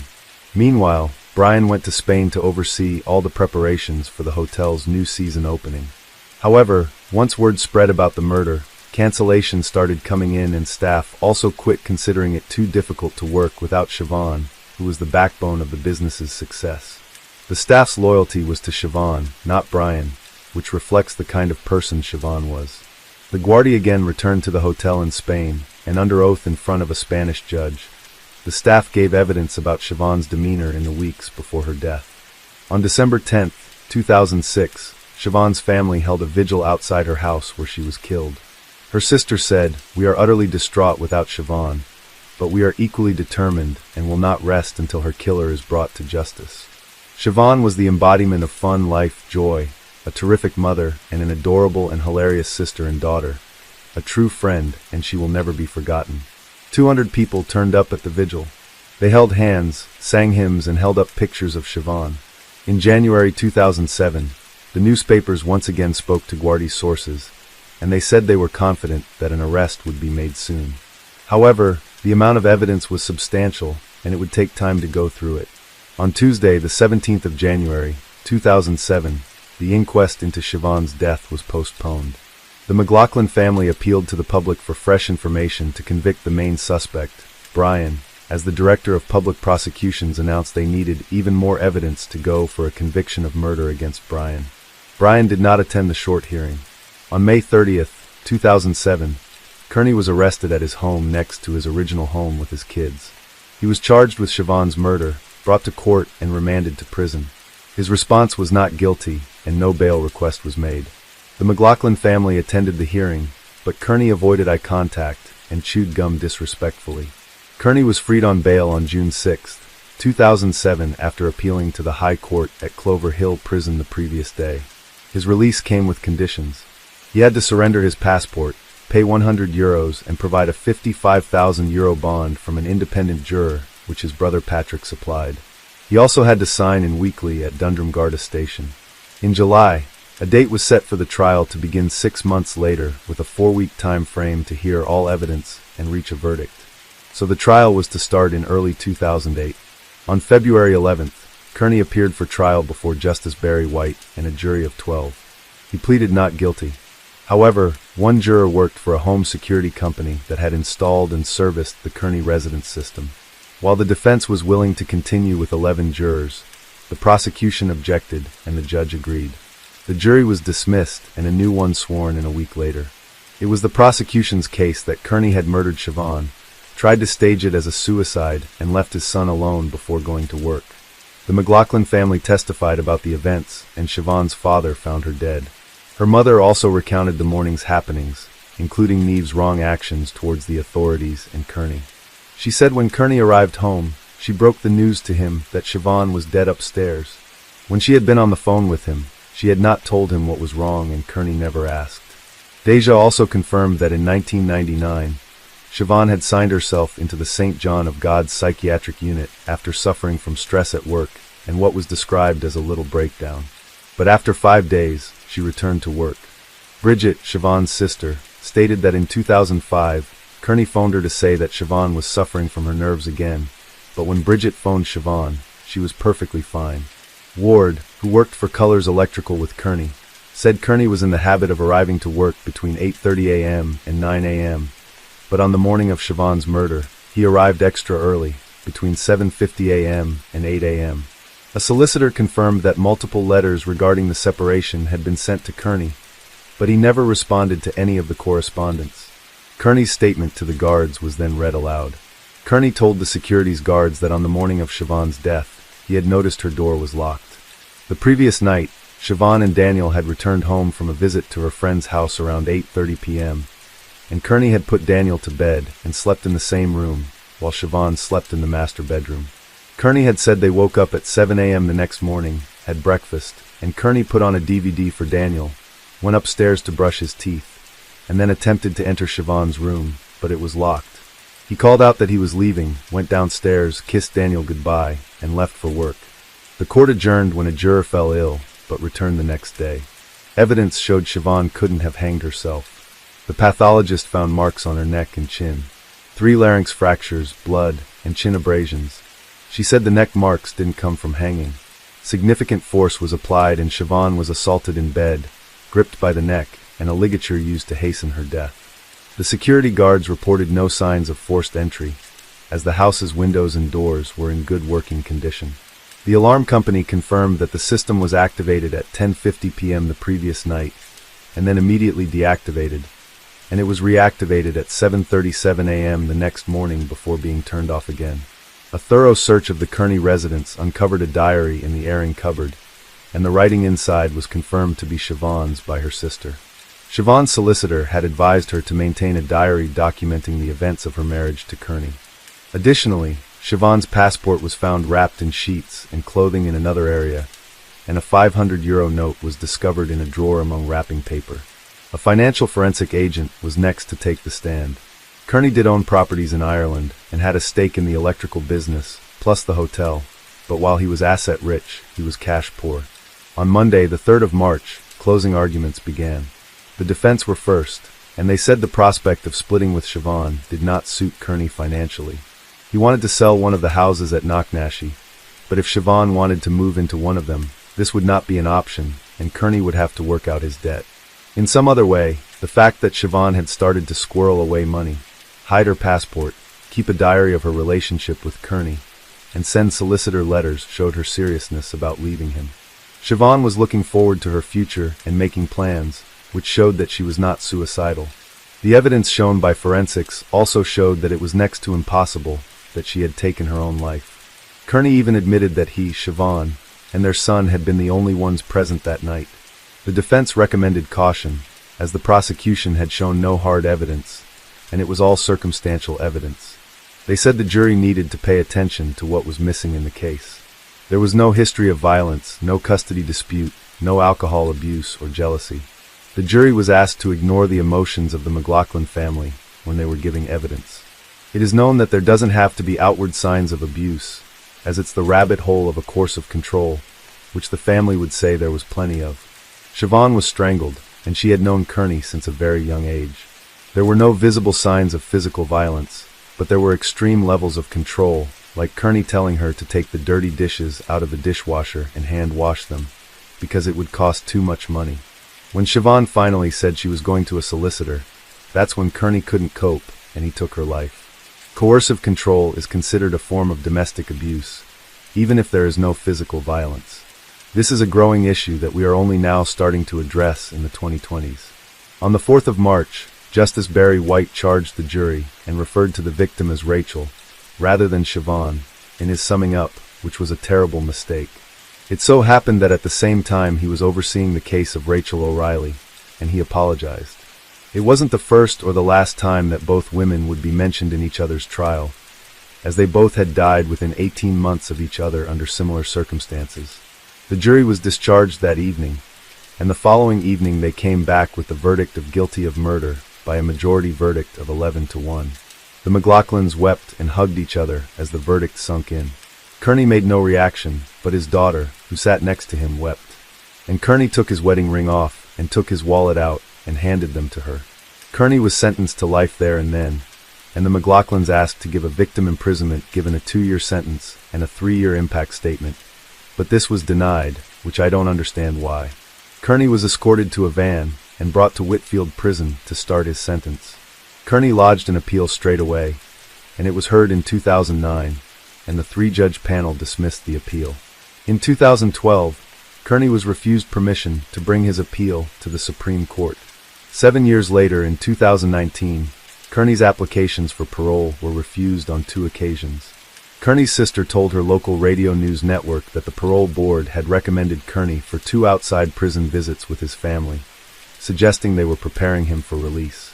However, the parole board will only recommend his release if he admits his guilt, which he has never done. As of 2022, although the Minister for Justice has the final say on any release, Kearney remains incarcerated. In prison, Kearney is a trained counselor to help other inmates with their mental health and works for the organization The Samaritans. He is also trained in first aid. While in prison, he decided to sell the hotel in Spain, but then took it off the market in 2010. The hotel was then run by his brother Patrick and his wife, and it is still open, although it may be under new ownership since then. Kearney said he wanted to keep the hotel in order to facilitate his son's education. The McLaughlin family sought to adopt Daniel, but it's unclear whether they did or how he is doing, which is good, as he deserves some peace, as does his half-sister Aisling. A family with 3 children lived in the house where Siobhan was murdered, but it was up for sale for €1.4 million back in 2008. It's presumed that it has been sold since then. Kearney's daughter did live in the new house while he was still a free man, but there have been no updates on her either. If Kearney decided to sell off all his assets and pay off his debts, he will have a significant amount of money when he gets out, and he may even become a millionaire.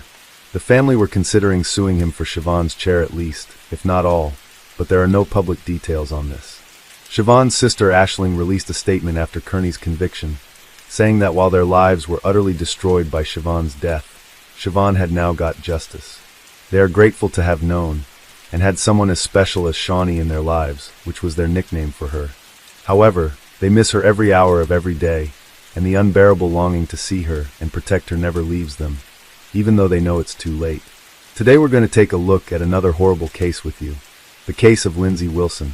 In the spring of 1999, the community of Southport in the United Kingdom was divided into 2 camps. The media and television were filled with numerous interviews with Mitchell Quee, a man who, though unremarkable at first, had become a true folk hero. His sudden popularity was sparked by a scandal. The mysterious disappearance of his wife, Lindsay Wilson, according to him. One day she left home without a trace, leaving behind 2 young children.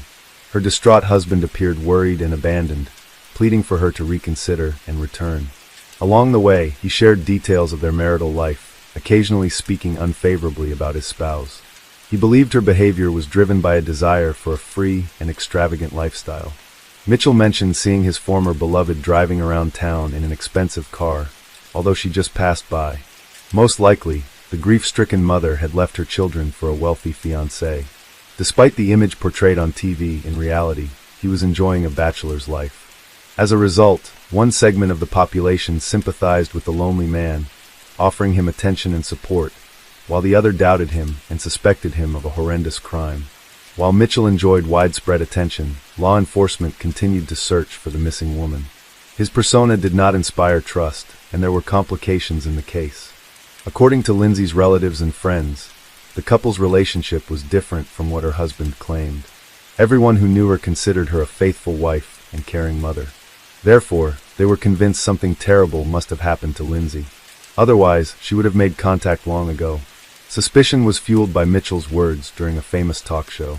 When the host asked if he had ended his wife's life, his guest said he would not respond to such an indecent question, then paused and added, "Wait and find out." What was the exemplary husband and father implying?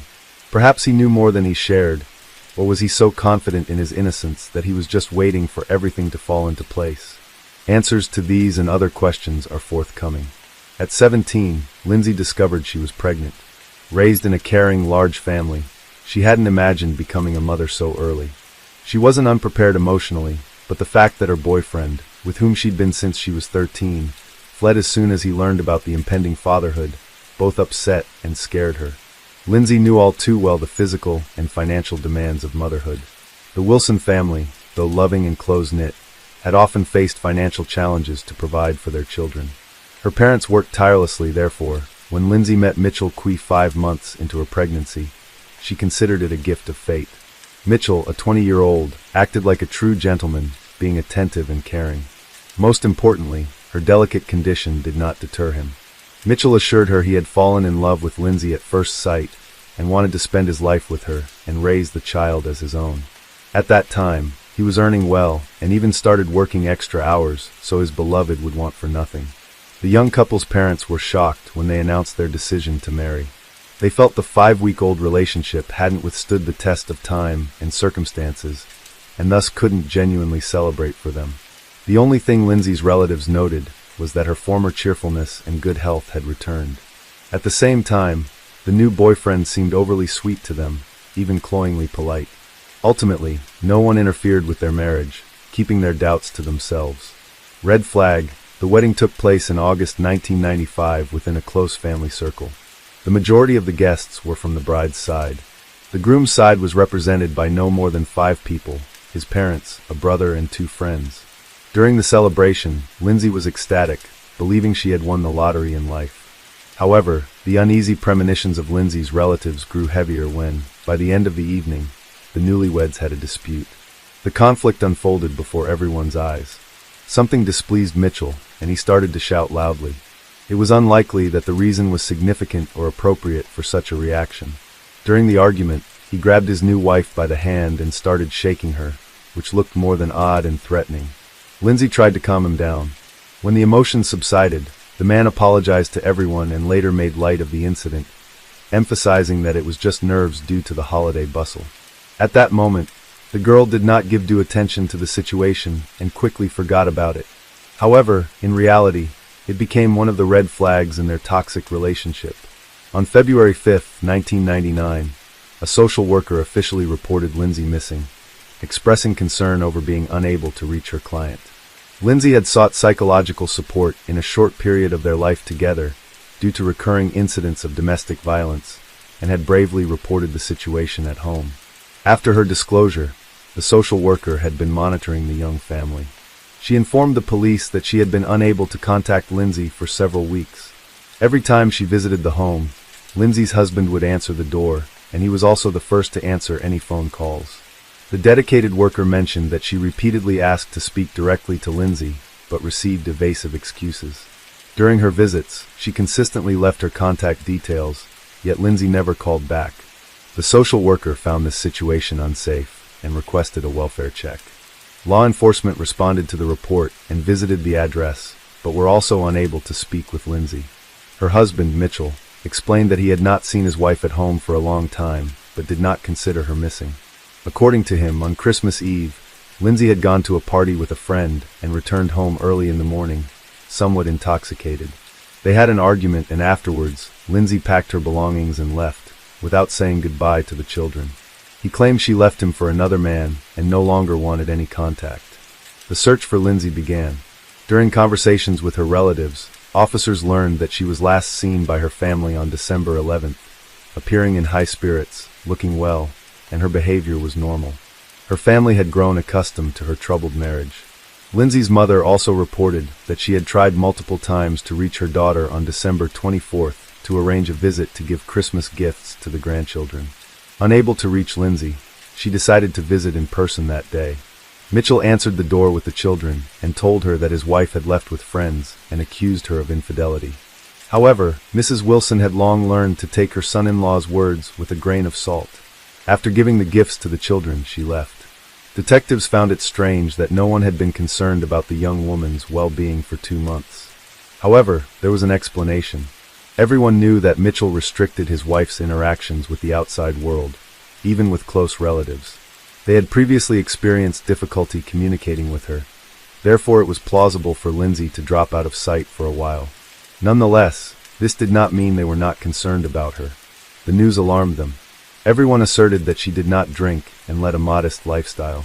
Moreover, her husband had forbidden her all contact with the outside world, not to mention meetings with friends and acquaintances.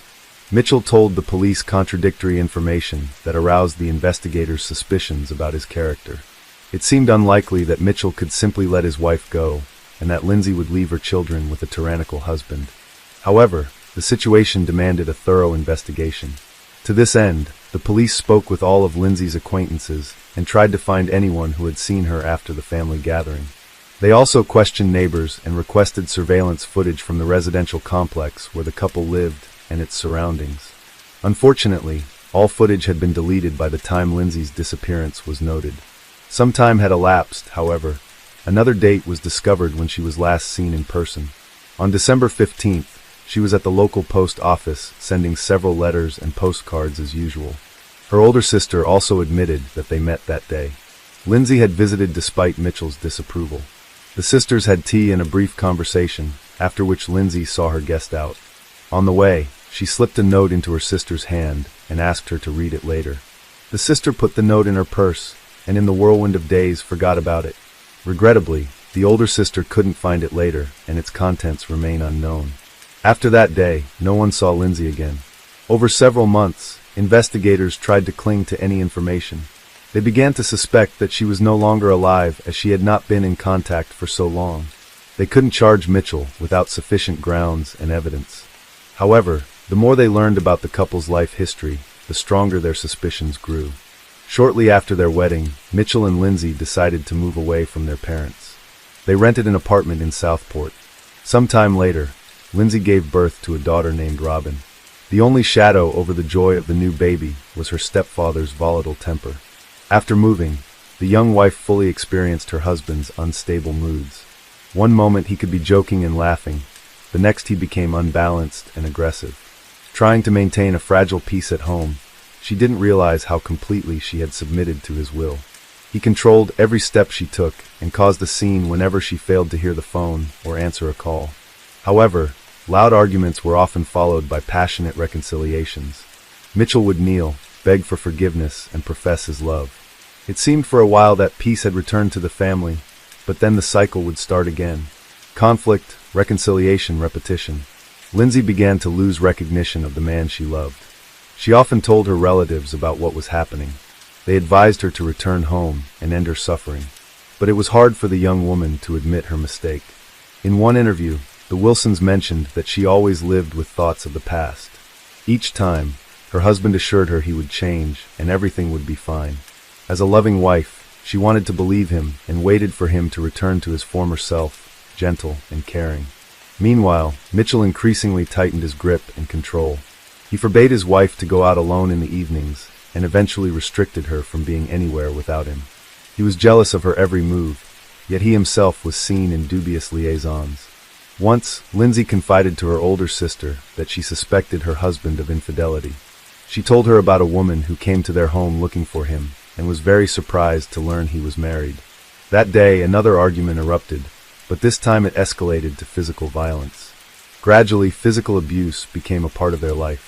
To prevent his wife from complaining about him and tarnishing his reputation, the man began to limit her interactions, starting with neighbors, friends and acquaintances, and later with her family.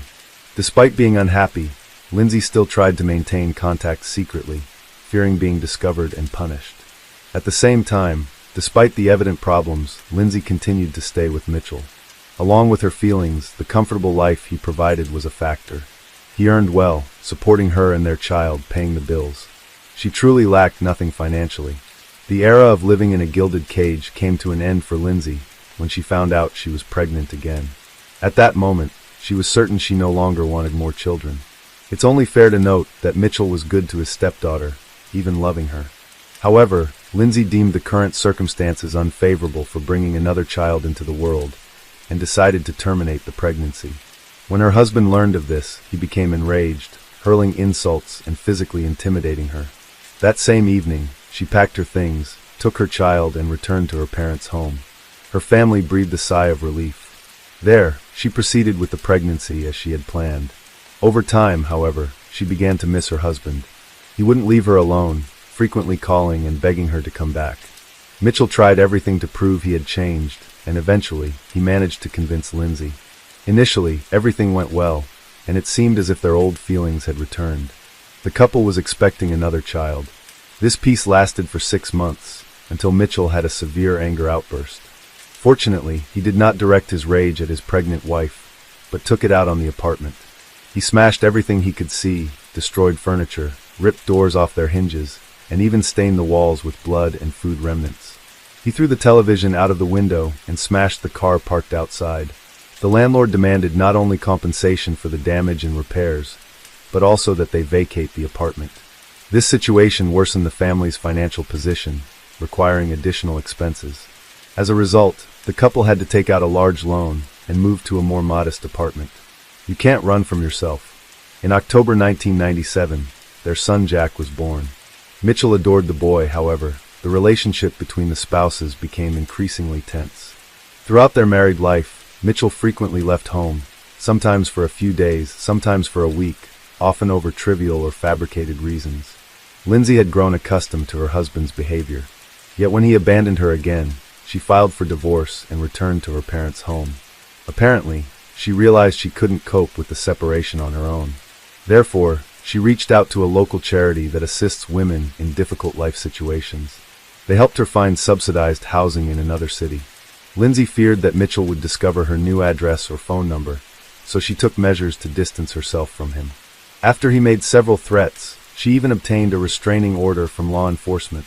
Mitchell remained unpopular with Lindsay's relatives. They too wanted nothing to do with him. Ultimately, their communication nearly ceased. Despite all efforts, Lindsay repeatedly returned to the abusive relationship. Thus, her circle saw no point in trying to save her anymore. They accepted the situation and stepped back. However, this time, her decision proved to be fatal. At the outset of the investigation into Lindsay's disappearance, Mitchell was initially helpful in the search efforts. However, as the case gained media attention, his focus shifted dramatically. He turned his misfortune into a public spectacle, becoming a media figure in the process. As Mitchell invited more journalists into his home, his abundant media appearances began to seem less genuine, with viewers often noting a smirk on his face. Lindsay's parents considered their son-in-law to be involved in their daughter's disappearance, and detectives also viewed him as the prime suspect. Yet, the lack of direct evidence tied their hands. Searches were conducted not just at the couple's home, but throughout the area. After a provocative question during a televised interview, the antagonist became even more brazen, even declaring that the time would come when his wife's family would have to apologize for their suspicions. On the eve of the holiday season, Mitchell sent a postcard to the lead investigator on the case. Attached to it was a pack of hair dye.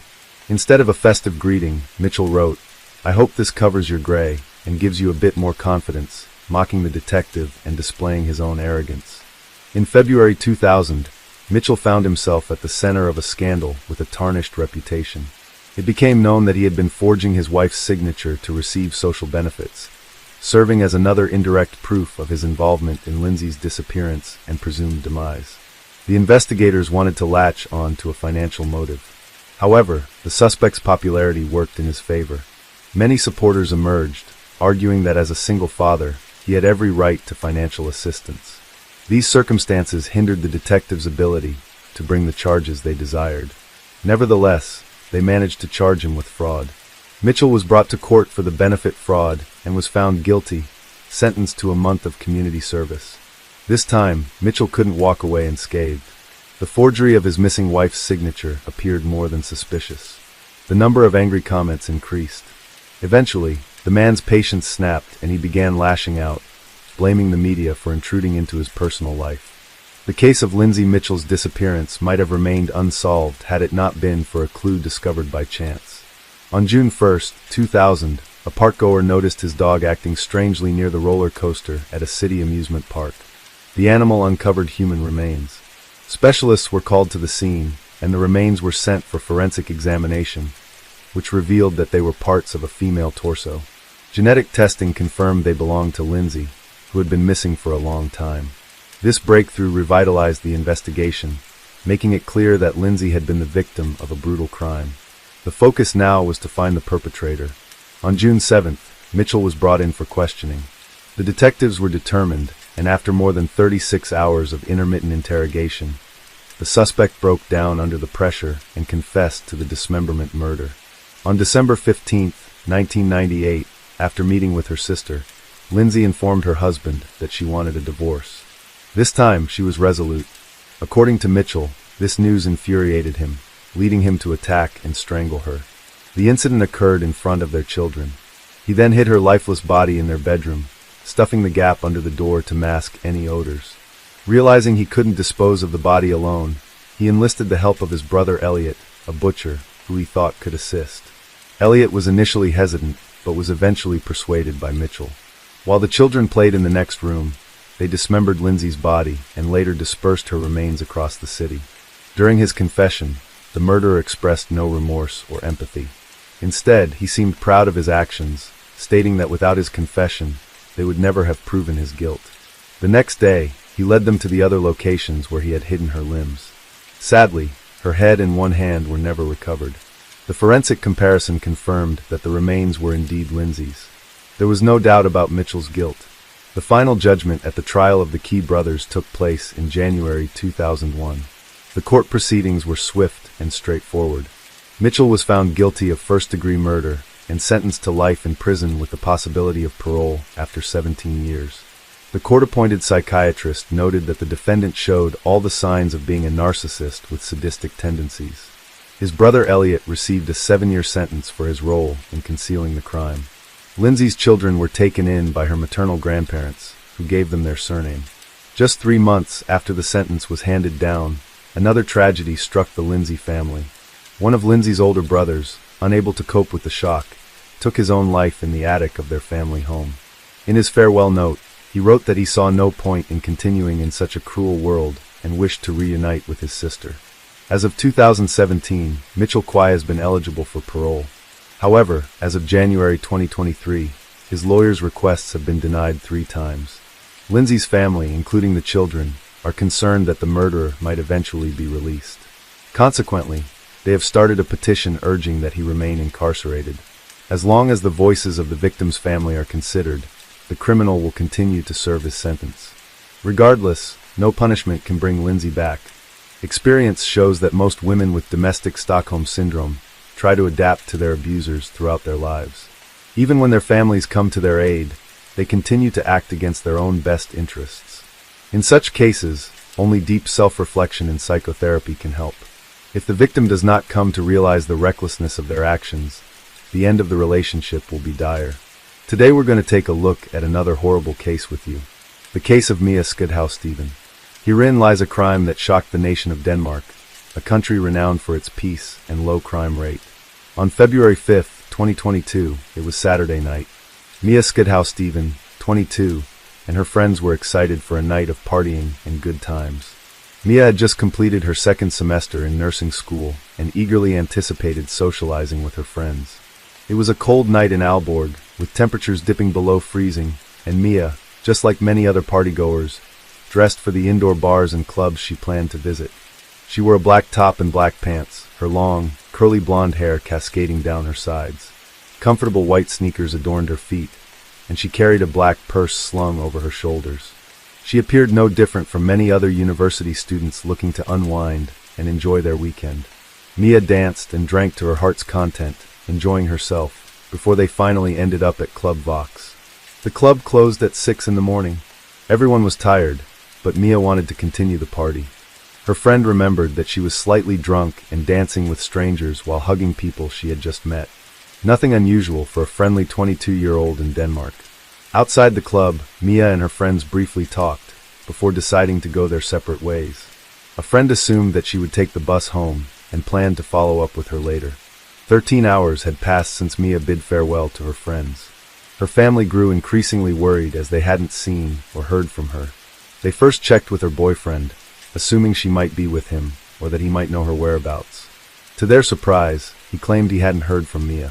This greatly worried them because Mia was known to be responsible and always informed them if she had changed plans. Contacting her friends did little to ease their concerns, as no one had any contact or knowledge of Mia's whereabouts since 6 a.m. that morning. Her parents became extremely worried, prompting them to file a missing persons report with the North Jutland Police Department. Desperate, Mia's family also took to Facebook, publicly requesting help from anyone who might know her whereabouts. The community rallied behind them, sharing posts and spreading the word. Given the circumstances of her sudden disappearance and knowing her responsible character, the North Jutland police took no chances. Despite Denmark's low crime rate, they treated her case as a worst-case scenario, believing that investigating and locating her as early as possible gave her the best chance of being found. The police promptly initiated an extensive investigation, imploring the public to safeguard and provide any photographs or videos captured by mobile phones, cameras, or other devices from the vicinity that morning.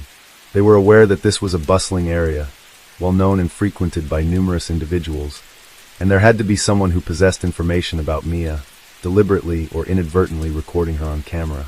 The responses were staggering.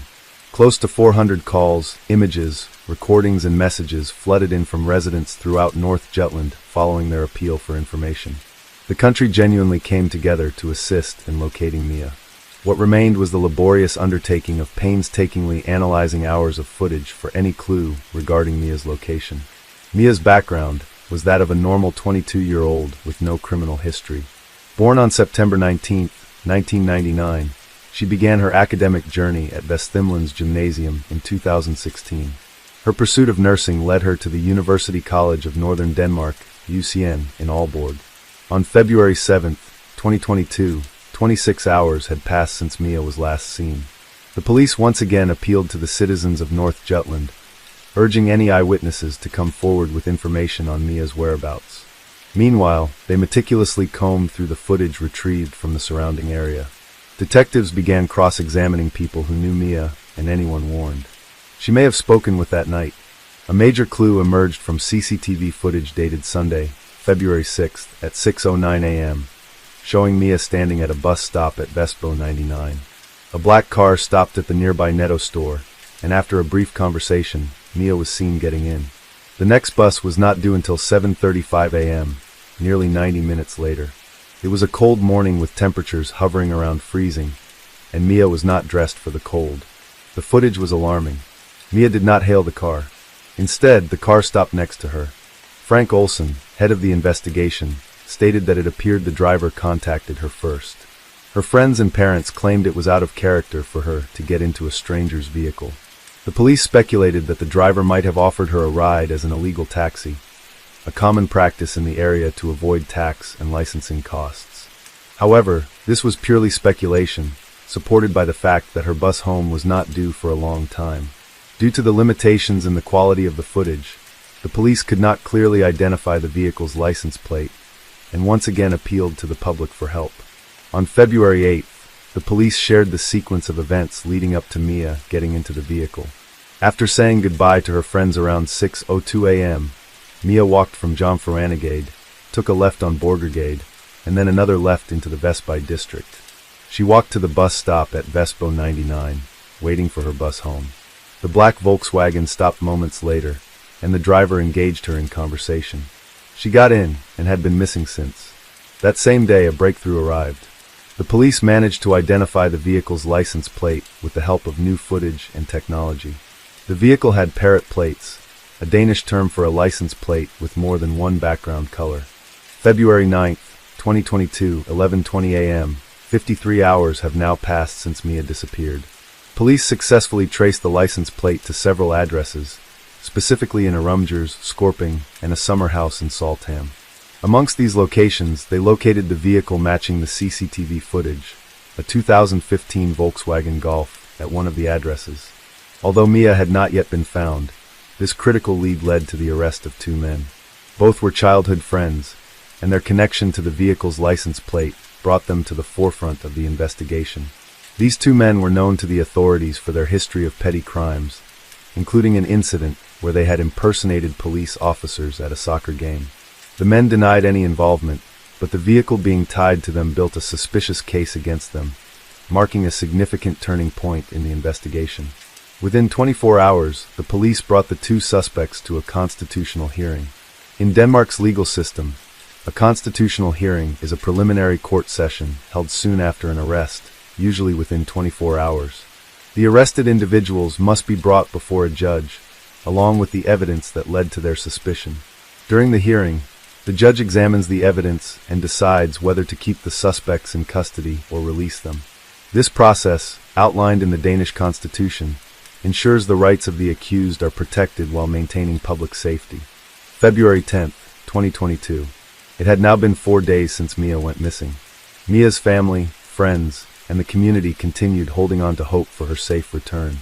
At the constitutional hearing, held in private at the Aalborg District Court, it was determined that one of the two men arrested could be released from detention, though the charges against them could continue to be investigated. The other man, however, a 36-year-old named Thomas Thompson, was to remain in custody. Thompson even voluntarily agreed to be detained for 4 weeks. Thomas Thompson, an electrician, was described as polite, charming, neat, and proper. He was a sergeant in the armed forces and had practiced judo since his youth. The black Volkswagen was registered to Thompson, making him the most likely driver who picked up Mia the morning she disappeared. In fact, the police traced his movements using his vehicle's GPS system. Although the system had been manually turned off, for hours before Mia was picked up, the digital forensic team managed to retrieve much of his route. Consequently, the police's massive investigation focused on this route and his residences. They combed through multiple locations, including Thompson's residence in Flensvold, a summer house in Hammarby, and Erland Starkov. Clues began to emerge, painting a grim picture of what happened to Mia. Leading into the Hammarby forest from a clearing along the road, police dogs located Mia's keys, an elastic hairband, and 2 breast patches. These belongings were spread over a distance, indicating she may have been running and dropping them along the way. Their worst suspicions were confirmed in the forest area of Erland Starkov, a 10-minute drive from Thompson's home in the village of Flensvold. Here they discovered several shallow holes, which appeared to be dug by hand. Within them were dismembered human remains, hacked into over 200 pieces. The police assumed the worst, believing these remains likely belonged to Mia, and sent samples for confirmation. That very night, on February 10th, the police held a press conference to share these details with the public. Sadly, but clearly stating their belief that Mia had likely been murdered and dismembered, and they would push on with the investigation. On February 12, 2022, 2 days later, the remains were confirmed to be Mia, dismembered into 231 body parts.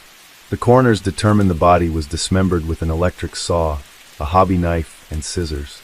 Some parts were partly dissolved with a strong alkali solution, such as sodium hydroxide. The cause of death was determined to be strangulation. What happened that day? Thomas disconnected the GPS in his car at 2:14 a.m. on February 6th, planning to avoid being tracked while he was out on the prowl. However, due to a fortunate technical error, the GPS still logged its position every 15 seconds. When confronted about why he disconnected the GPS, Thomas claimed he did this to avoid a certain police officer who, according to him, harbored a grudge and harassed him at every opportunity. His GPS was turned back on at 9:23 a.m. It's assumed that what happened to Mia occurred between 6:09 a.m., when she entered the vehicle, and 9:23 a.m. At 6:09 a.m., Thomas stopped next to Mia, rolled down the passenger side window, and offered her a ride, which she accepted, sitting down next to him. The trial took place in June 2023. According to Thomas's claimed in his own words, he said he pulled over and offered Mia a lift for free. According to him, Mia was flirtatious in the car. He drove them towards the training ground at Camp Hammer in Hammarby because he wanted to show Mia something cool. When they arrived, they mutually agreed to have sex, but at one point, she became enraged when she learned he had been a sergeant.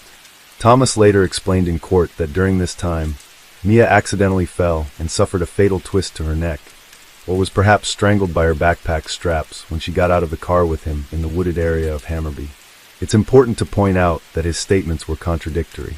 Initially, he asserted that she didn't stumble and fall until a considerable time had passed. However, in a subsequent statement, he mentioned that she tripped while exiting his vehicle. These inconsistencies raise questions about the reliability of his narrative. He acknowledged that he panicked and didn't know what to do, so he put her body in his car and drove it back home, where he dismembered her. He initially tried to use alkali to dissolve her body, but when that didn't work, he gave up and chopped her into pieces. He then partly buried her remains and scattered some in a deserted area in Orland-Starkov.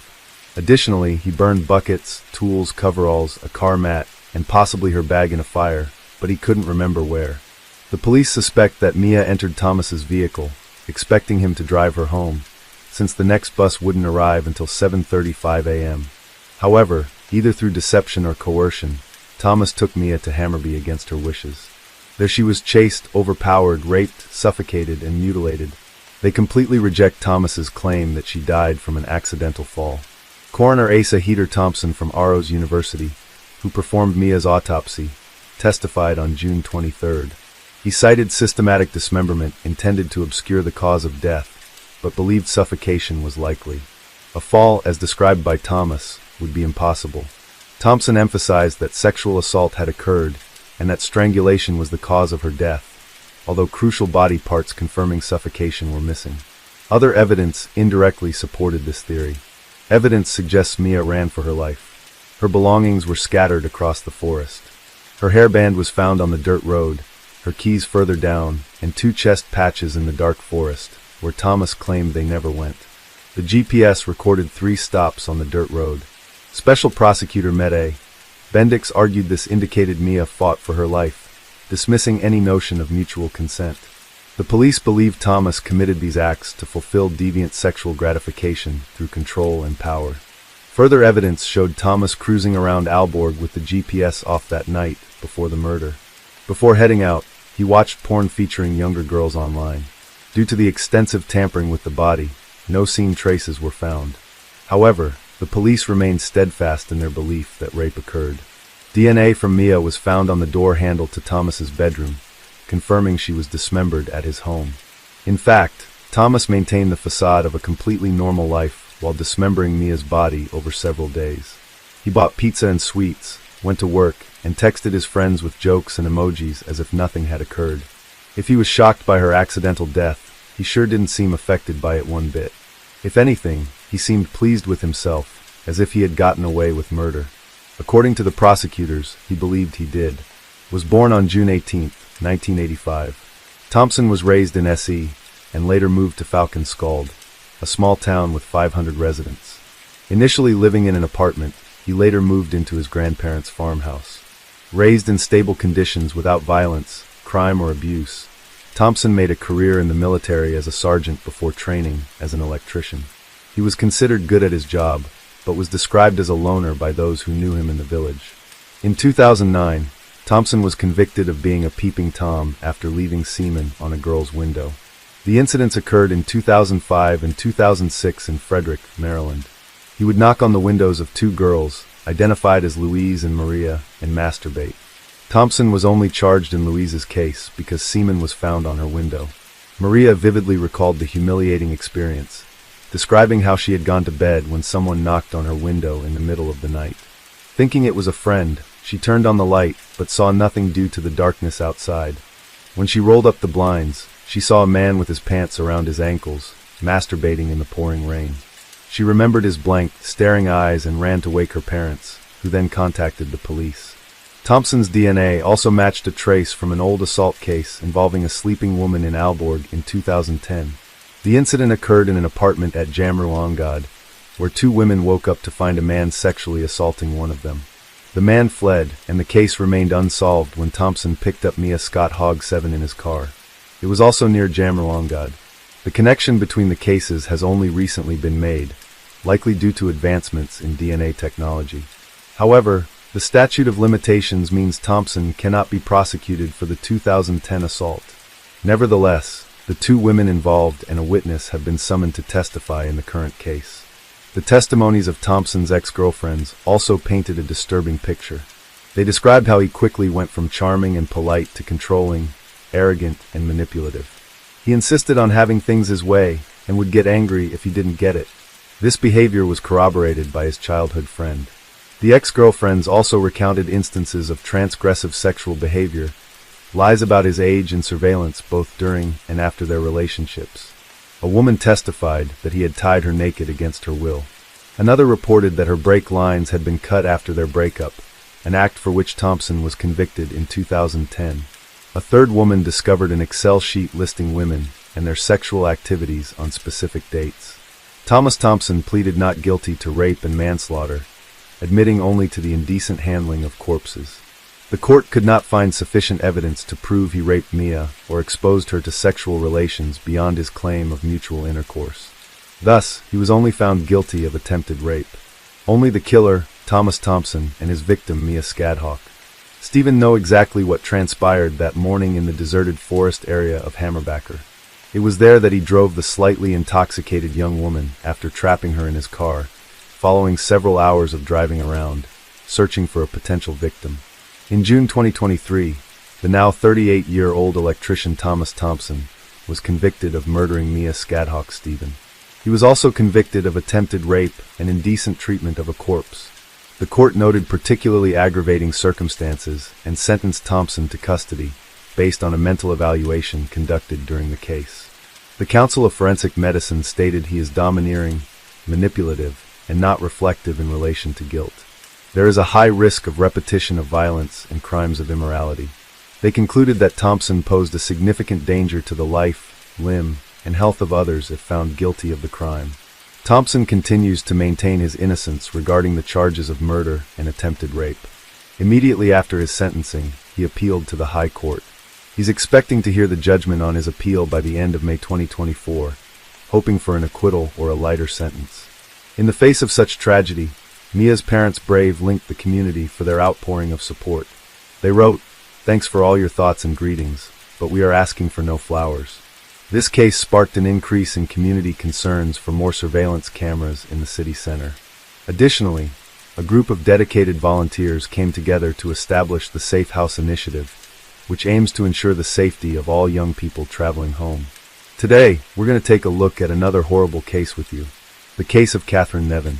55-year-old Tom Nevin was fatally shot in his pub, Jack White's, near Arklow, in the early hours of March 19th last year. He was killed by a single shotgun blast to the side as he was counting the takings after the St. Patrick's holiday weekend. His car, which was driven away after the robbery, was later discovered abandoned at Dartmouth Square in Dublin. Today, members of the investigation team took Mr. Nevin's widow, Catherine, into custody when she was visiting Dublin.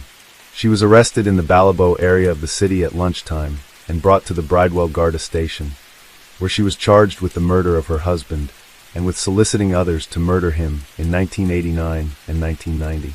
Shortly afterwards, she was taken before Judge Michael Connellan in the nearby Dublin District Court. Catherine Nevin, née Lee Scully, was born on October 1st, 1950 in the small village of Nerney, County Kildare. Growing up in a modest two-bedroom house with her brother and sister, she attended Presentation College, Kildare, an all-girls school run by nuns. Catherine excelled as a student, known for her diligence and deft hands. After leaving school, she invested in sewing machines and traveled the country, providing dressmaking lessons. She then ventured into the world of makeup, completing a beauty course and delivering lectures on makeup and presentation, where she demonstrated her exceptional teaching skills. Catherine's first significant employment was as a receptionist at the oldest hotel in Dublin, the Castle Hotel. Her colleagues described her as highly efficient, glamorous, and ambitious, with aspirations to establish her own model agency. At the young age of 21 in 1971, she met Tom Nevin, a regular visitor to the hotel, who was 10 years her senior. Their romance blossomed, and they married in Rome in 1976. Tom was a relatively wealthy, shy, and down-to-earth man, originally from the County Galway village called Tina.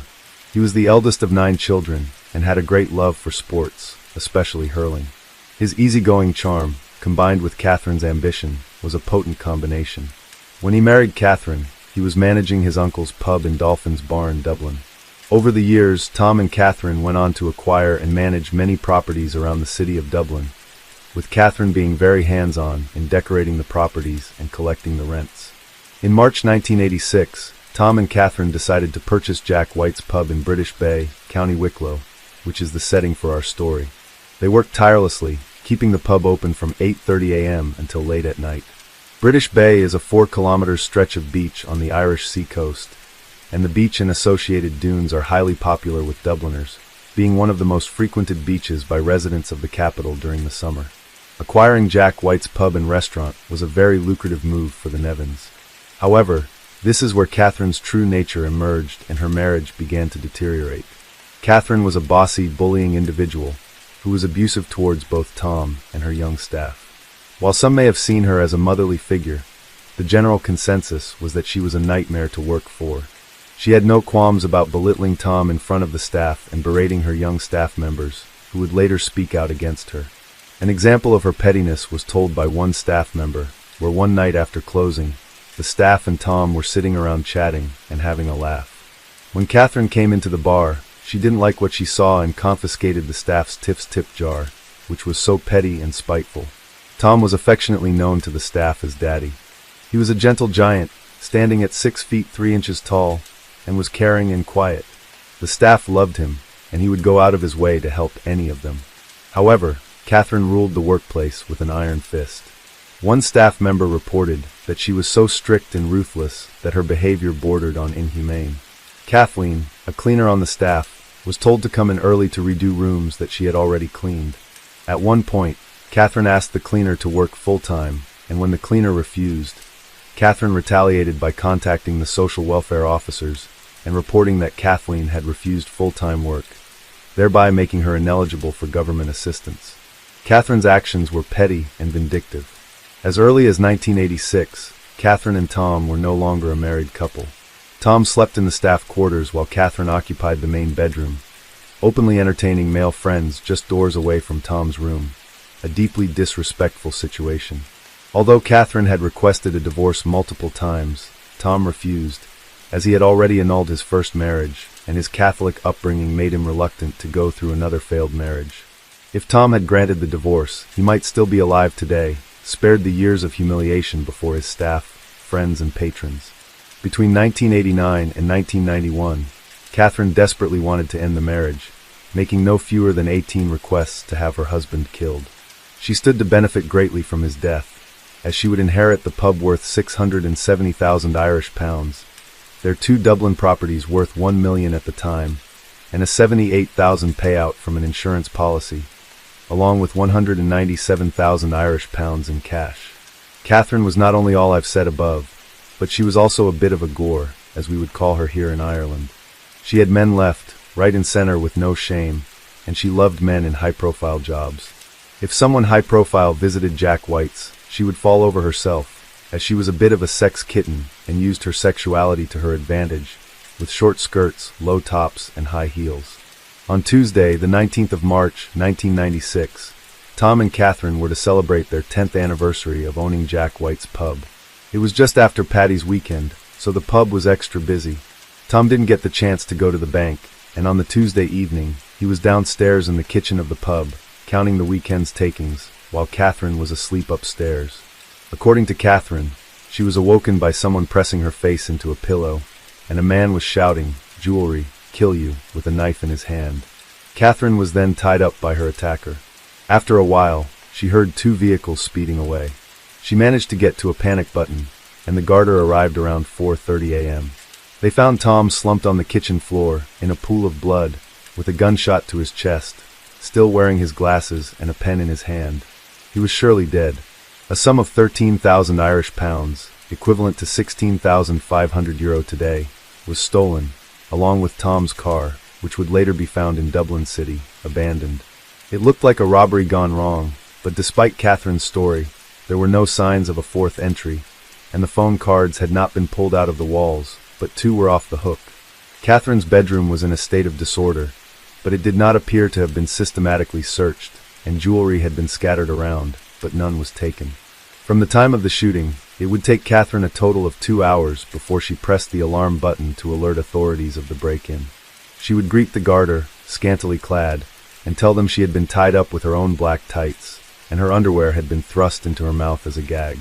A guard of fingerprints expert found drawers discouraged on the floor, which appeared to have been lifted from the sides and placed on the ground.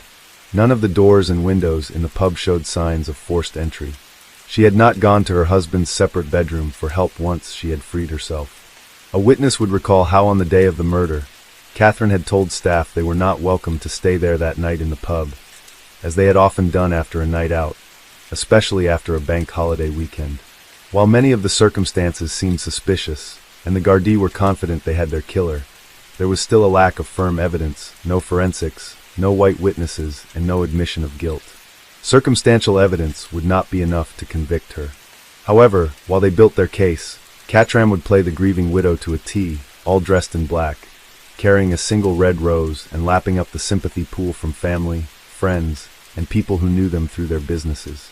Catherine even installed a huge headstone at Tom's gravesite and writings of poetry inscribed, showing her love for Tom. She even took out an advertisement in a local newspaper that spoke of her devotion to Tom. It would take until April 1997 for Catherine to be arrested, shortly after she had sold the pub for £500,000. When she was later charged with murder and solicitation to murder, she had already become one of the most widely discussed and recognizable individuals in the country.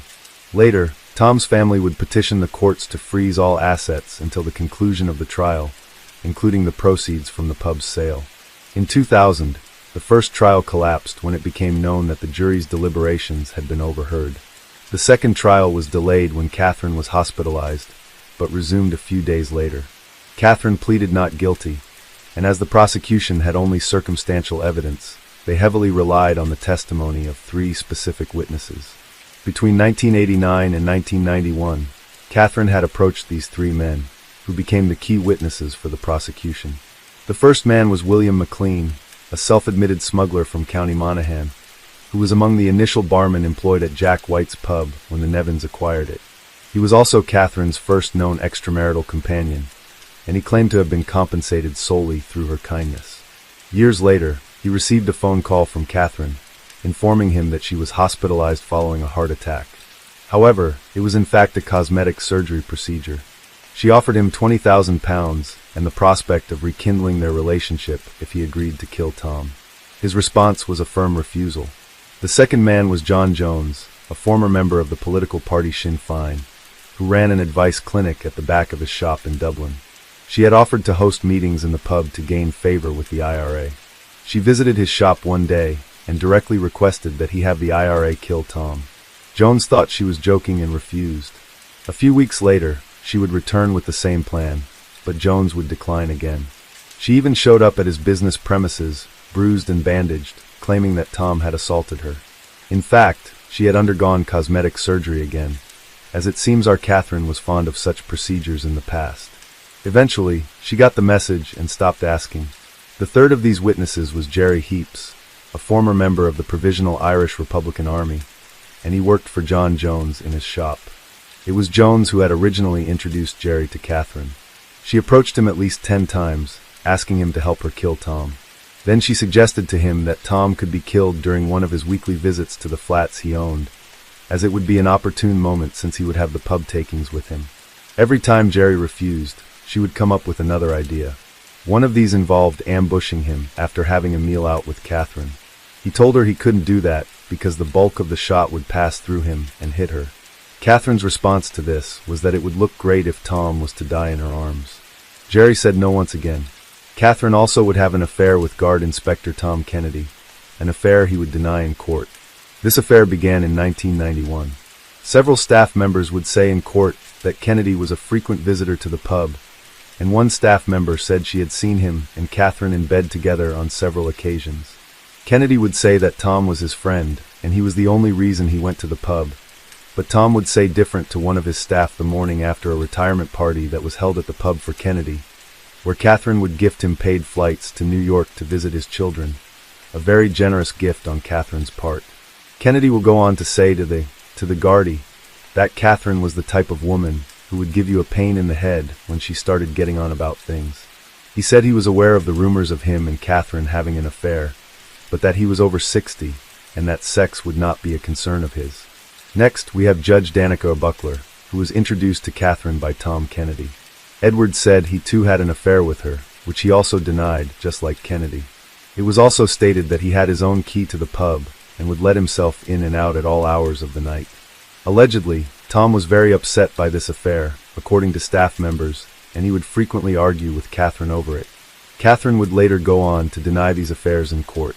On the day before Tom's murder, Monday the 18th of March, the bar and lounge saw steady customer traffic.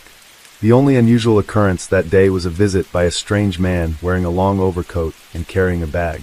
This man then went to make a phone call, and one of the staff said he was muttering into the phone.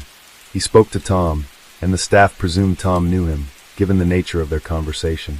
This man was not seen leaving the pub that day, and it is possible that he did not leave, but instead hid in the pub and later, in fact, shot Tom.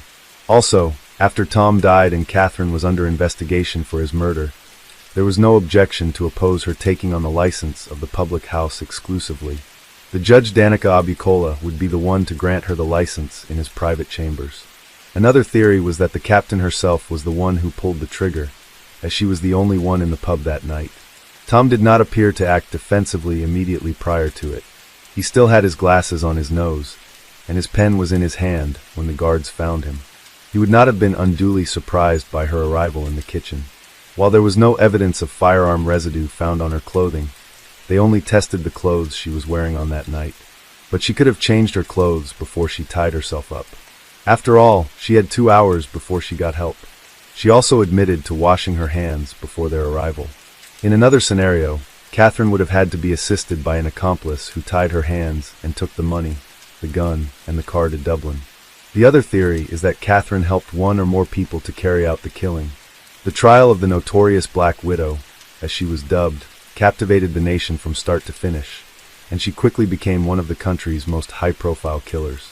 She assassinated Tom's character by claiming he was abusive and alcoholic.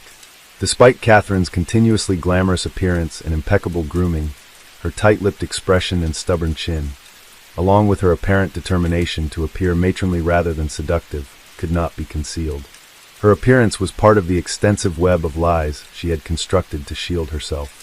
The media reported on Catherine's appearance, from her clothes, her hair, and makeup, and even down to her nail polish. In court, it became such a problem that Judge Carl put a ban on the press reporting on her appearance.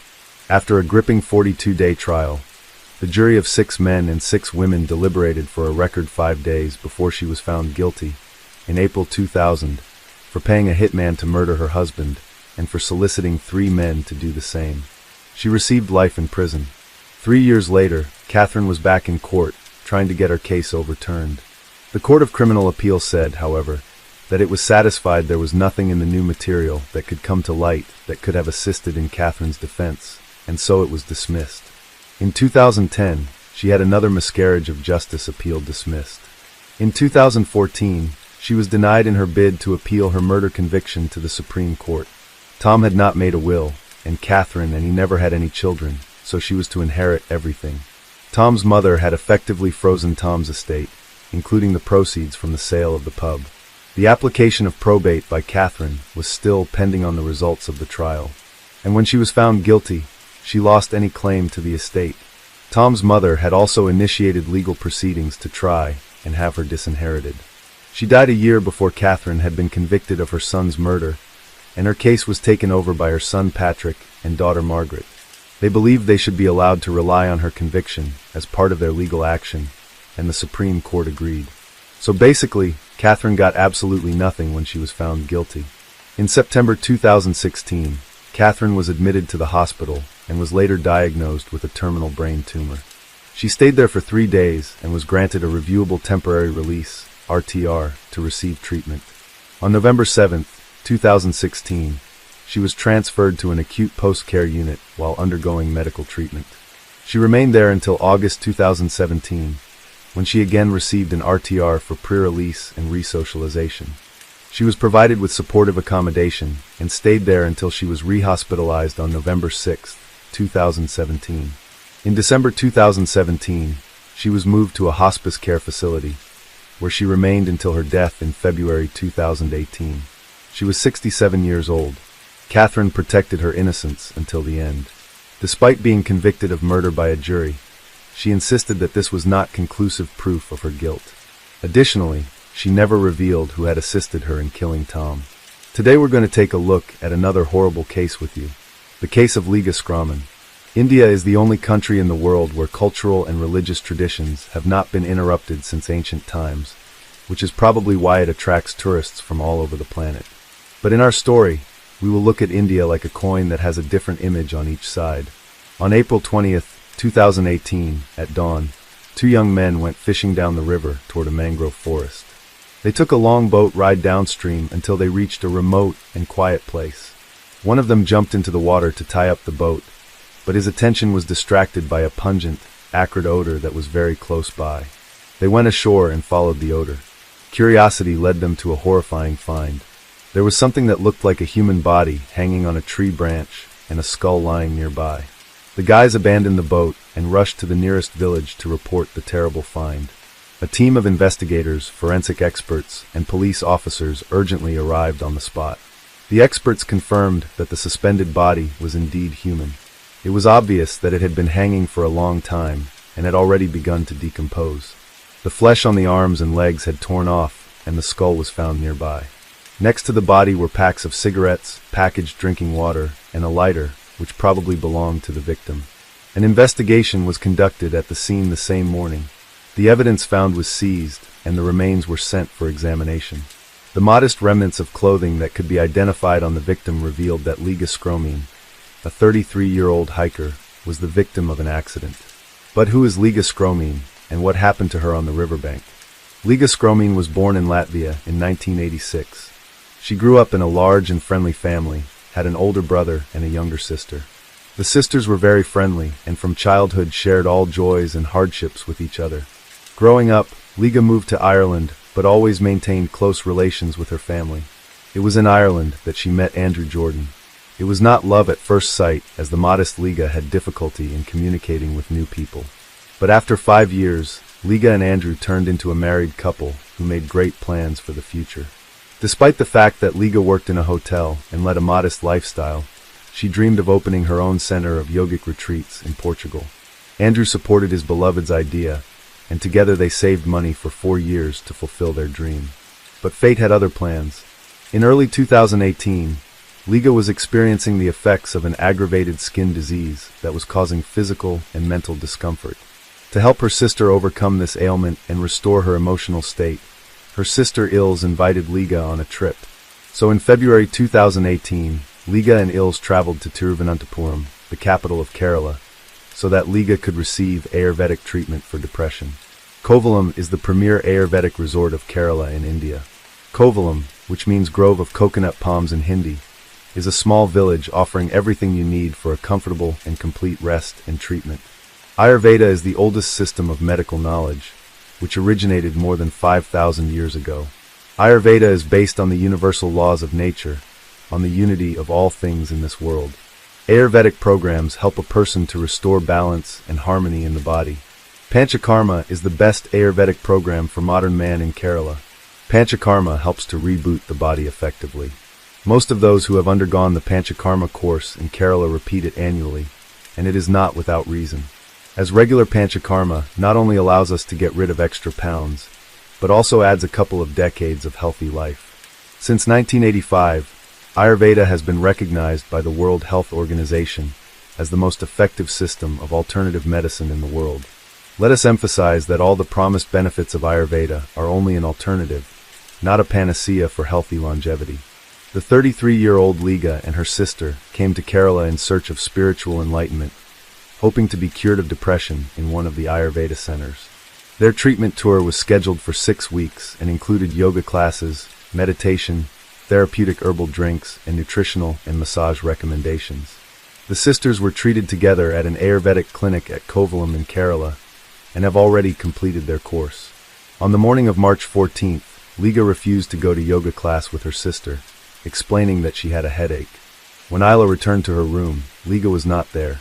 With the help of the hotel staff, Liga was able to find out that her sister left the hotel around 11:30 a.m., wearing leggings and a yoga t-shirt, hired an auto rickshaw, and went to Kovalam beach for a walk. The beaches around Kovalam are popular destinations for both domestic and international travelers. The sandy beaches of Kovalam are always crowded, however, Liga could not be found there. Liga wandered the beach until late at night, showing her sister's picture, but never heard the long-awaited response that someone had seen her. This was actually strange, as Liga was a tall white girl who definitely stood out, and if she was actually on the beach, someone should have seen her. After searching unsuccessfully, Isla went to the police station to report her sister missing.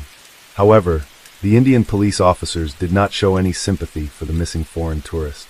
On the contrary, they complacently asserted that they would surely find the girl who had strayed, or that she would surely return the next day. They were not even deterred by the fact that Liga, according to her sister, had psychological problems and could be an easy target for criminals. The police registered a case, but the investigation started coldly, or rather, it is more correct to say, did not start at all. Liga had traveled extensively in Kerala, visiting Kollam, Varkala, and finally came to Kovalam. She considered herself a very experienced traveler in India, and this time, she took her sister with her to show her the India she loved so much. But the trip turned tragic. After a few days of inaction by the Indian police, Liga started searching on her own. She enlisted the help of friends, and also reported Liga missing to her husband, Andrew, who flew urgently to India.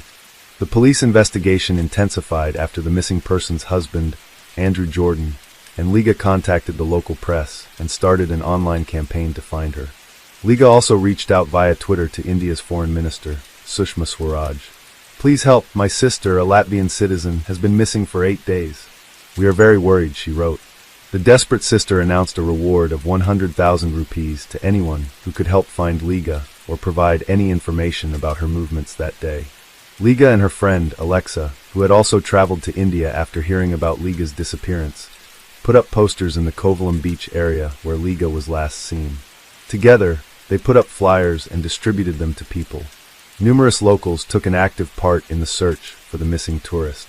The important fact remained that Liga suffered from depression and had a hard time interacting with strangers.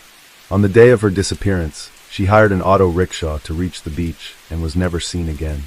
She had about 8,000 rupees with her, but no passport, so she could not leave the country. Ashok Kumar, head of the local police station, said that the police had no leads in the case. The police kept saying that the tourist had gone on a bender and would soon return on her own. However, regular, persistent requests for help from Liga and Andrew forced the police to search for Liga. The search operation was conducted in the Kovalam beach area where Liga Scani was last seen. Police assumed that she had drowned, just as the unidentified body of a woman was found washed ashore at Kakal in Kanyakumari district.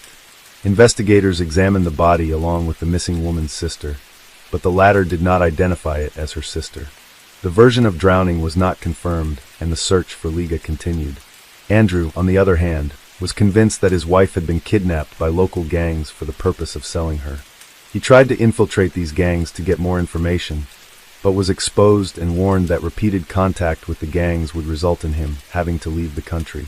A month after Liga went missing, there was still no leads to help find the girl. Liga continued to look for her sister. She visited Kovalam beach every day and watched people. On one such day, she spotted a boat and she had a theory. The only way to leave or leave the beach unnoticed was by boat. On April 17, 2018, after a forced hiatus, Andrew returned to India to continue his search.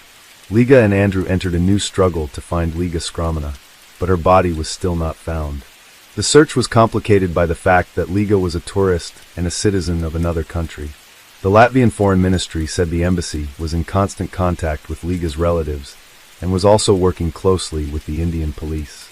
The Latvian embassy also appealed to the Indian Foreign Ministry with a request for special support in the search for Liga, as well as the Honorary Consul of Latvia in India, whose consular district includes the region where Liga disappeared. At the request of the Kerala state government, the Indian Navy and Air Force joined the search for the missing Latvian citizen. The search operation involved an M32 transport plane, Gemini inflatable boats, underwater sonar, and 5 deep-sea divers. But even this extensive effort did not bring the desired result, and Liga remained missing. The search continued, and by this time, all local residents knew about the missing tourist from Latvia. They supported and sympathized with Andrew and Liga.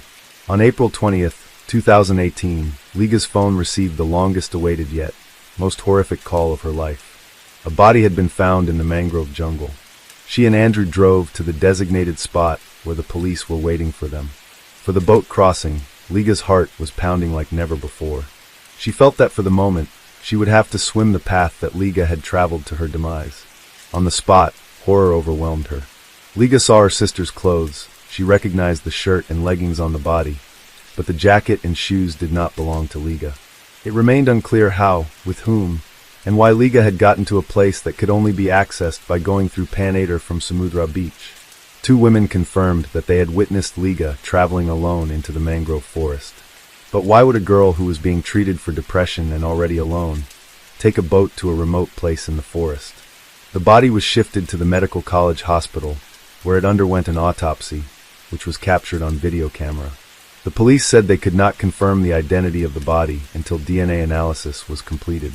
According to the city police commissioner, the body was badly mutilated with the head lying nearby. Police tentatively identified the dead woman as missing tourist Liga Scrumain.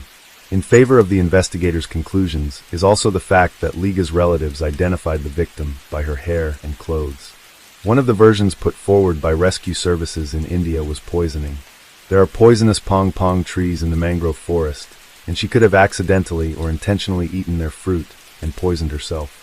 Between 1989 and 1999, more than 500 people died from poisoning by its fruits in Kerala alone. However, this theory seemed nonsensical because the person was found hanging upside down, but there was no head. It is obvious that if Liga had been poisoned, her body would have been in a completely different position, and the head would have been in place. The Indian authorities were talking utter nonsense.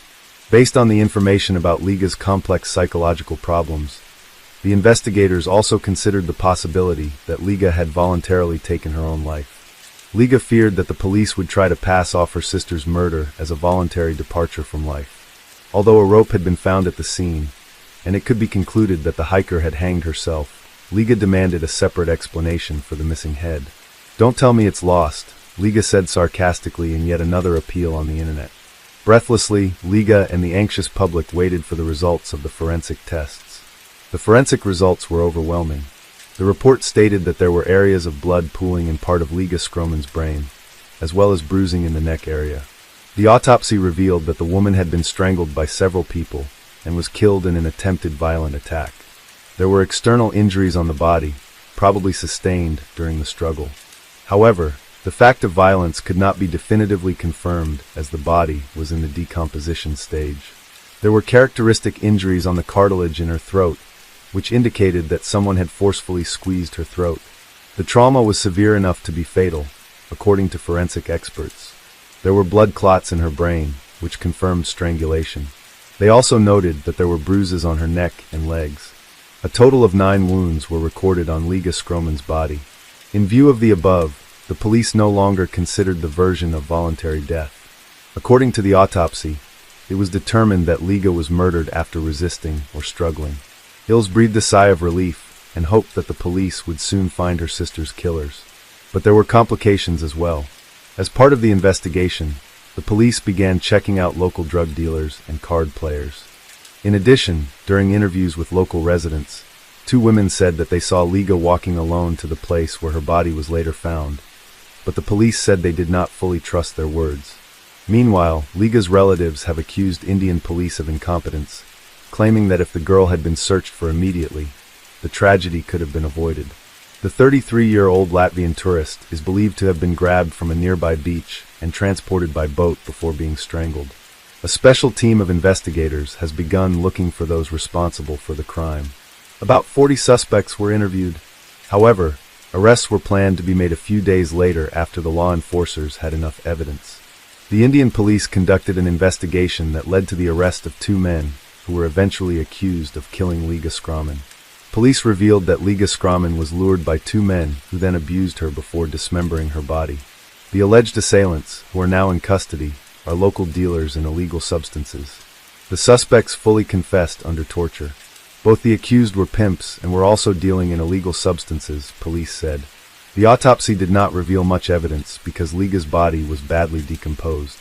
Andrew Jordan filed a petition in Superior Courting for a review of the felony murder case. He believed that more people were involved in the woman's murder. In the petition, he pointed out that both defendants later recanted their pleas of guilty to the crime. According to Jordan, the men may have confessed because they were tortured, which, as it turns out, is a common practice in India.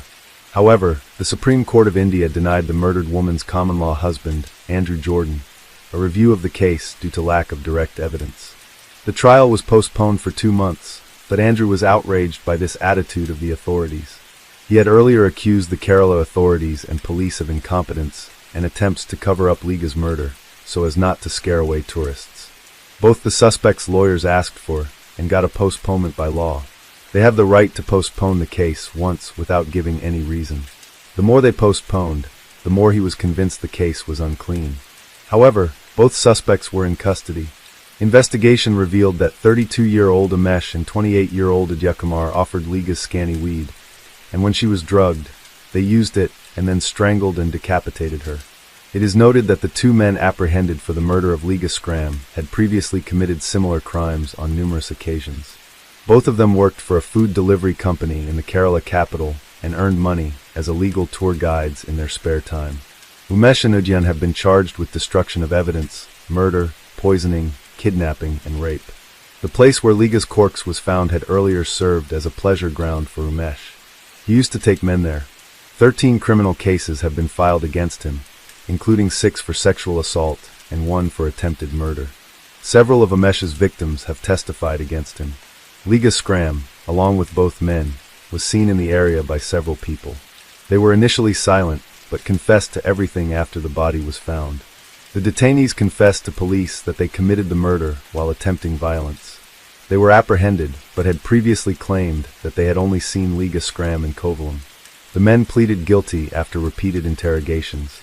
On December 6, 2022, the court finally sentenced both men to life in prison. The court also recognized that the criminals must pay compensation to Liga Scram's sister, Ilsa, 65,000 rupees each. We would like to note that there has been a whole series of such crimes in this country recently. Young girls are regularly subjected to violence. The problem of crime in India is very acute due to the huge number of sexual acts against minors. The government has introduced the death penalty. It is also worth noting that if the relatives, and primarily Liga's sister, had not been persistent, had they not involved the press by organizing a press conference and an influential MP, it is obvious that the local police would hardly have seriously investigated the case. At first, a theory was put forward that Liga had allegedly passed away voluntarily. And as it now turns out, this is not the first incident in this very place where Liga was found. After this story, I would like to warn once again, all women who are frivolous about the dangers of traveling alone in India, do not seek spiritual enlightenment in distant, dangerous, and uncharted countries. Take care of yourself. Today, we're going to take a look at another horrible case with you. The case of Lorena Bobbitt. It's said that a humiliated and insulted woman is capable of anything, with the most terrifying in this list being revenge. Cruel, ingenious, and sometimes unpredictable. Much in this regard depends on the lady's level of sanity, but one must not overlook the depth of her hurt. This destructive emotion can be carefully hidden within a woman for years. But if it erupts, it will sweep away everything in its path. The story of the Bobbitt spouses in the early 90s shook the world, and their surname became a byword, spawning the verb to bobbit, which means to cut or to chop.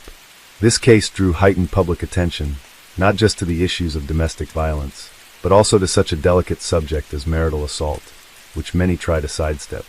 Lorena Leonor Bobbitt was born on May 15, 1970, in the town of Bucri, located in eastern Ecuador, near the province of Chimborazo. She was the youngest child in a simple and very modest family. When she was in elementary school, her family moved to Venezuela and settled in Caracas. Lorena grew up quite clever. She performed well in school, was diligent and goal-oriented. In her teenage years, she lost her father, and her relationship with her mother, Elvia Gallo, was quite strained. As soon as she graduated from school, she decided to move to the United States to live with her cousin, Jana Basutti. Her relative gladly took her in and helped her with the paperwork for a student visa.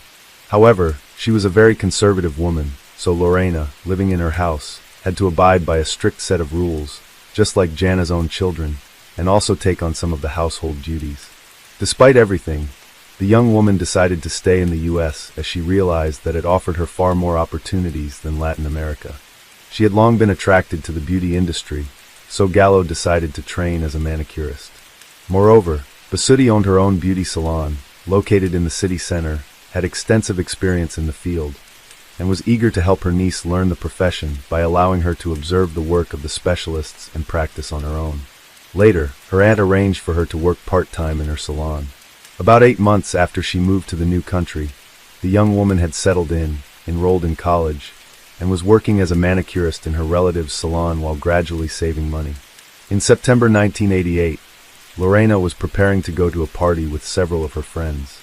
Her aunt gave her strict instructions on how to behave and what time she needed to be home, and she promised that everything would be fine. The modest young beauty was nervous, as it was her first time preparing to go to a nightlife establishment late at night. She chose a relatively modest outfit, unlike her friends, applied makeup, and styled her hair fashionably. Upon arriving at the nightclub, she was struck by the carefree and festive atmosphere. Inside, the venue was filled with young people dancing, having fun, and socializing, and Lorena couldn't help but think that such a place might be where she could meet the man of her dreams. This thought proved to be prophetic. A few minutes later, she noticed a very attractive young man intently looking at her and smiling. He waved at her, and she waved back. Then the young man approached her and introduced himself. He was John Bobbitt, and he could not take his eyes off the young beauty with the quite exotic appearance. The guy was handsome, tall, and charismatic. He cracked jokes and skillfully paid compliments, so she couldn't resist his charm. They spent the evening dancing and chatting, and afterwards, the new acquaintance walked Lorena to her aunt's home. As they said goodbye, he asked for her home phone number and promised to call soon. John Wayne Bobbitt was born on March 24, 1967, in Buffalo, in the northwestern part of New York State. He was the youngest of 3 children in his family. At the age of 3, the boy lost his father, who tragically died, and his mother, unable to cope with the shock, ended up in a psychiatric clinic after a serious nervous breakdown. All 3 children were taken into the care of their religious aunt and uncle, who wanted to help their relatives in this difficult situation. The boy was still very young at the time, but the events that occurred undoubtedly left a mark on his life. The aunt and uncle raised the children with strictness, in accordance with religious canons. They all attended church every Sunday and engaged in charity work, trying to help those around them. John was not an outstanding student, but overall, he did fairly well in school. As a teenager, he decided to pursue a future in military service. After undergoing the necessary training and special preparation at a military academy, the young man joined the ranks of the Marines, where he proved himself as a brave, disciplined, and determined young man. However, after a few years, the strict regime and the need to obey in the army began to weigh on him. After leaving the service with some military experience and skills, he was hired as a security guard at one of the city's popular establishments, but he later changed jobs frequently, not staying long at any. The day after they met, John, as promised, called Lorena to ask her out on a date. The young couple simply walked through the park, engaging in easy conversation about various topics, and John made it clear that he wanted to continue their relationship. Lorena was not opposed to this, but according to the rules set by her aunt, she had to introduce her boyfriend to her before they could start a serious relationship. John accepted all the conditions, and on the appointed day, he came to dinner at the home of his beloved's relative. Bobbitt was very sweet, courteous, and considerate, yet he made an effort to appear serious. He managed to make a good impression on the strict janitor, and after a serious one-on-one conversation with the young man, the woman allowed her niece to continue seeing John. 6 months after the start of their romantic relationship, the suitor proposed to Lorena, and she accepted. She was overjoyed, having always dreamed of a family, children, and a home of her own. The couple began preparing for the most important event of their lives, and in June 1989, shortly after Gallo turned 19, they made their union official.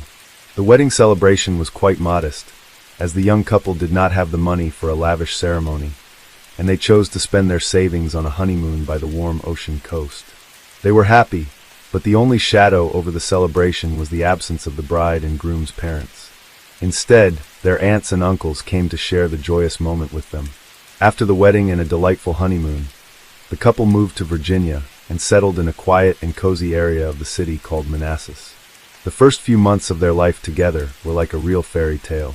They enjoyed each other's company, showing mutual tenderness, care, and love. But as the new year of 1990 approached, the situation began to change for the worse. At first, Lorena tried not to pay much attention to some of her young husband's remarks and rudeness, thinking it was just a so-called adjustment period.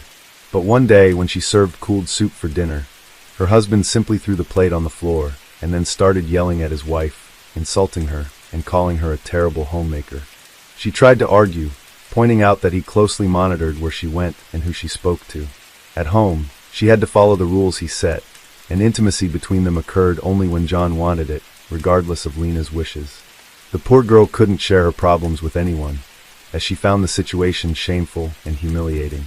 On June 22, 1993, John, along with his longtime military buddy, decided to go out to an entertainment venue. The men partied and drank until late at night, while Lorena was at home alone. She did not wait up for her husband and went to the bedroom around midnight, soon falling asleep. Around 3 in the morning, a drunk and aroused John returned home. He didn't waste any time and ripped the shirt off his sleeping wife. Lorena hardly understood what was happening when her husband forcefully took advantage of her. She begged him to stop and not to do this, crying, but he was completely indifferent to her pleas and tears. After it was over, John simply collapsed next to her and fell asleep. Lorena, trembling and sobbing, made her way to the kitchen.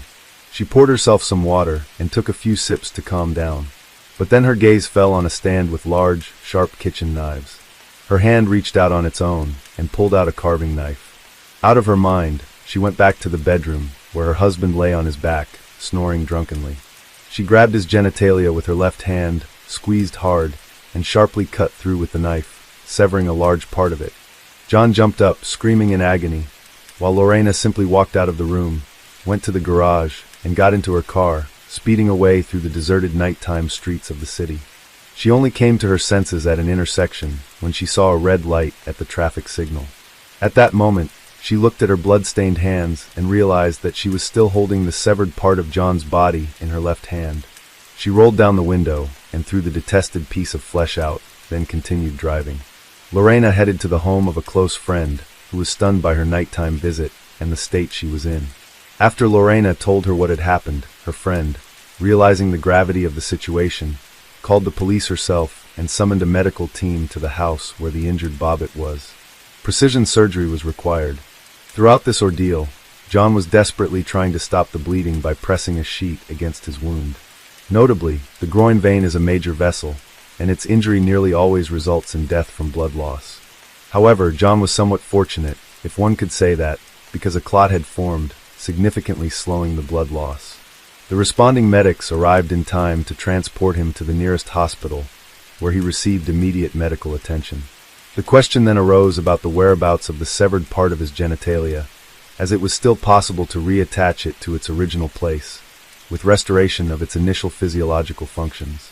Lorena indicated the approximate area of the road where she had discarded her husband's anatomical fragment, and after an extensive search, the police were able to find it.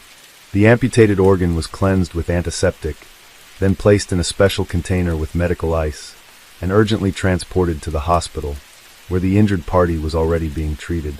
The surgeon, who arrived from the state capital, was astounded by the complexity of the situation, as he had never encountered such a case before. But he proceeded with the operation anyway. He performed a unique surgery for that time, which lasted more than 9 hours, and was more than successful. Despite the traumatic amputation of the organ, and the fact that it had lain on the road for over an hour, all tissues and vessels were successfully reattached, and the patient quickly began to recover. Public outcry ensued. That same night, Lorena was arrested and taken to the police station for questioning, as well as to clarify all the circumstances and motives of her actions. She immediately confessed to everything and shared her harrowing story that had driven her to such a desperate act. She recounted how 4 years of marriage had turned into a real nightmare for her, with her husband regularly abusing her, both emotionally and physically, and forcing intimacy only when he desired. Mrs. Bobbitt also mentioned how, about a year ago, her husband had forced her to terminate a pregnancy, despite her deep desire to have a child, and that abortion had been a traumatizing event for her. Regarding the incident itself, she said she remembered very little of that night, and had acted as if she were in a fog. Lorena recounted how her husband had come home drunk and simply taken advantage of her, and although she tried to resist, he ignored her.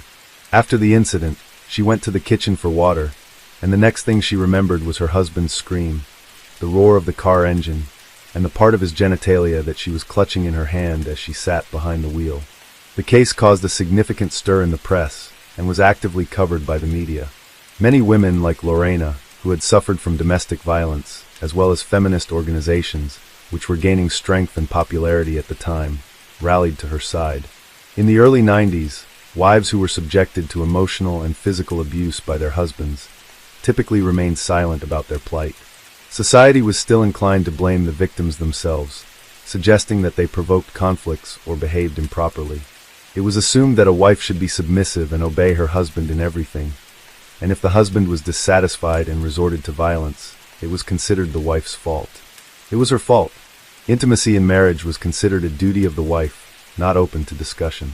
On the other hand, almost all men sided with John. Many feared that Lorena's act might prove contagious, prompting other women suffering from physical and intimate violence in marriage to also take up knives. According to official statistics, there were several million such women in the country at that time.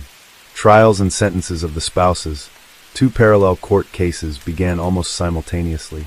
Lorena officially charged her husband only with taking advantage of her on that fateful night, although in court she detailed the years of regular abuse and beatings, emotional violence and humiliations she endured, as well as the abortion she was forced to undergo against her will under her husband's coercion. John's testimony was confused.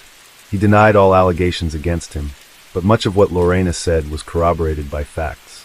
For instance, it was confirmed that he did not have steady employment or a stable source of income, yet he loved spending time in entertainment venues, often forcibly or deceitfully taking money from his wife to do so. Additionally, Lorena's friends confirmed that they had repeatedly seen bruises and scrapes on her body, and she had been in a depressed state for a long time, though she tried not to complain. The court concluded that the husband had indeed abused his wife both emotionally and physically throughout their marriage, driving her to desperation. However, regarding the charge of intimate violence that occurred on the night of June 23, 1993, there was not enough evidence, and thus John was acquitted. He presented several versions of what happened that evening, and the jury, composed of 9 women and 3 men, found him not guilty. In the fall of that year, Lorena's trial began in September 1993.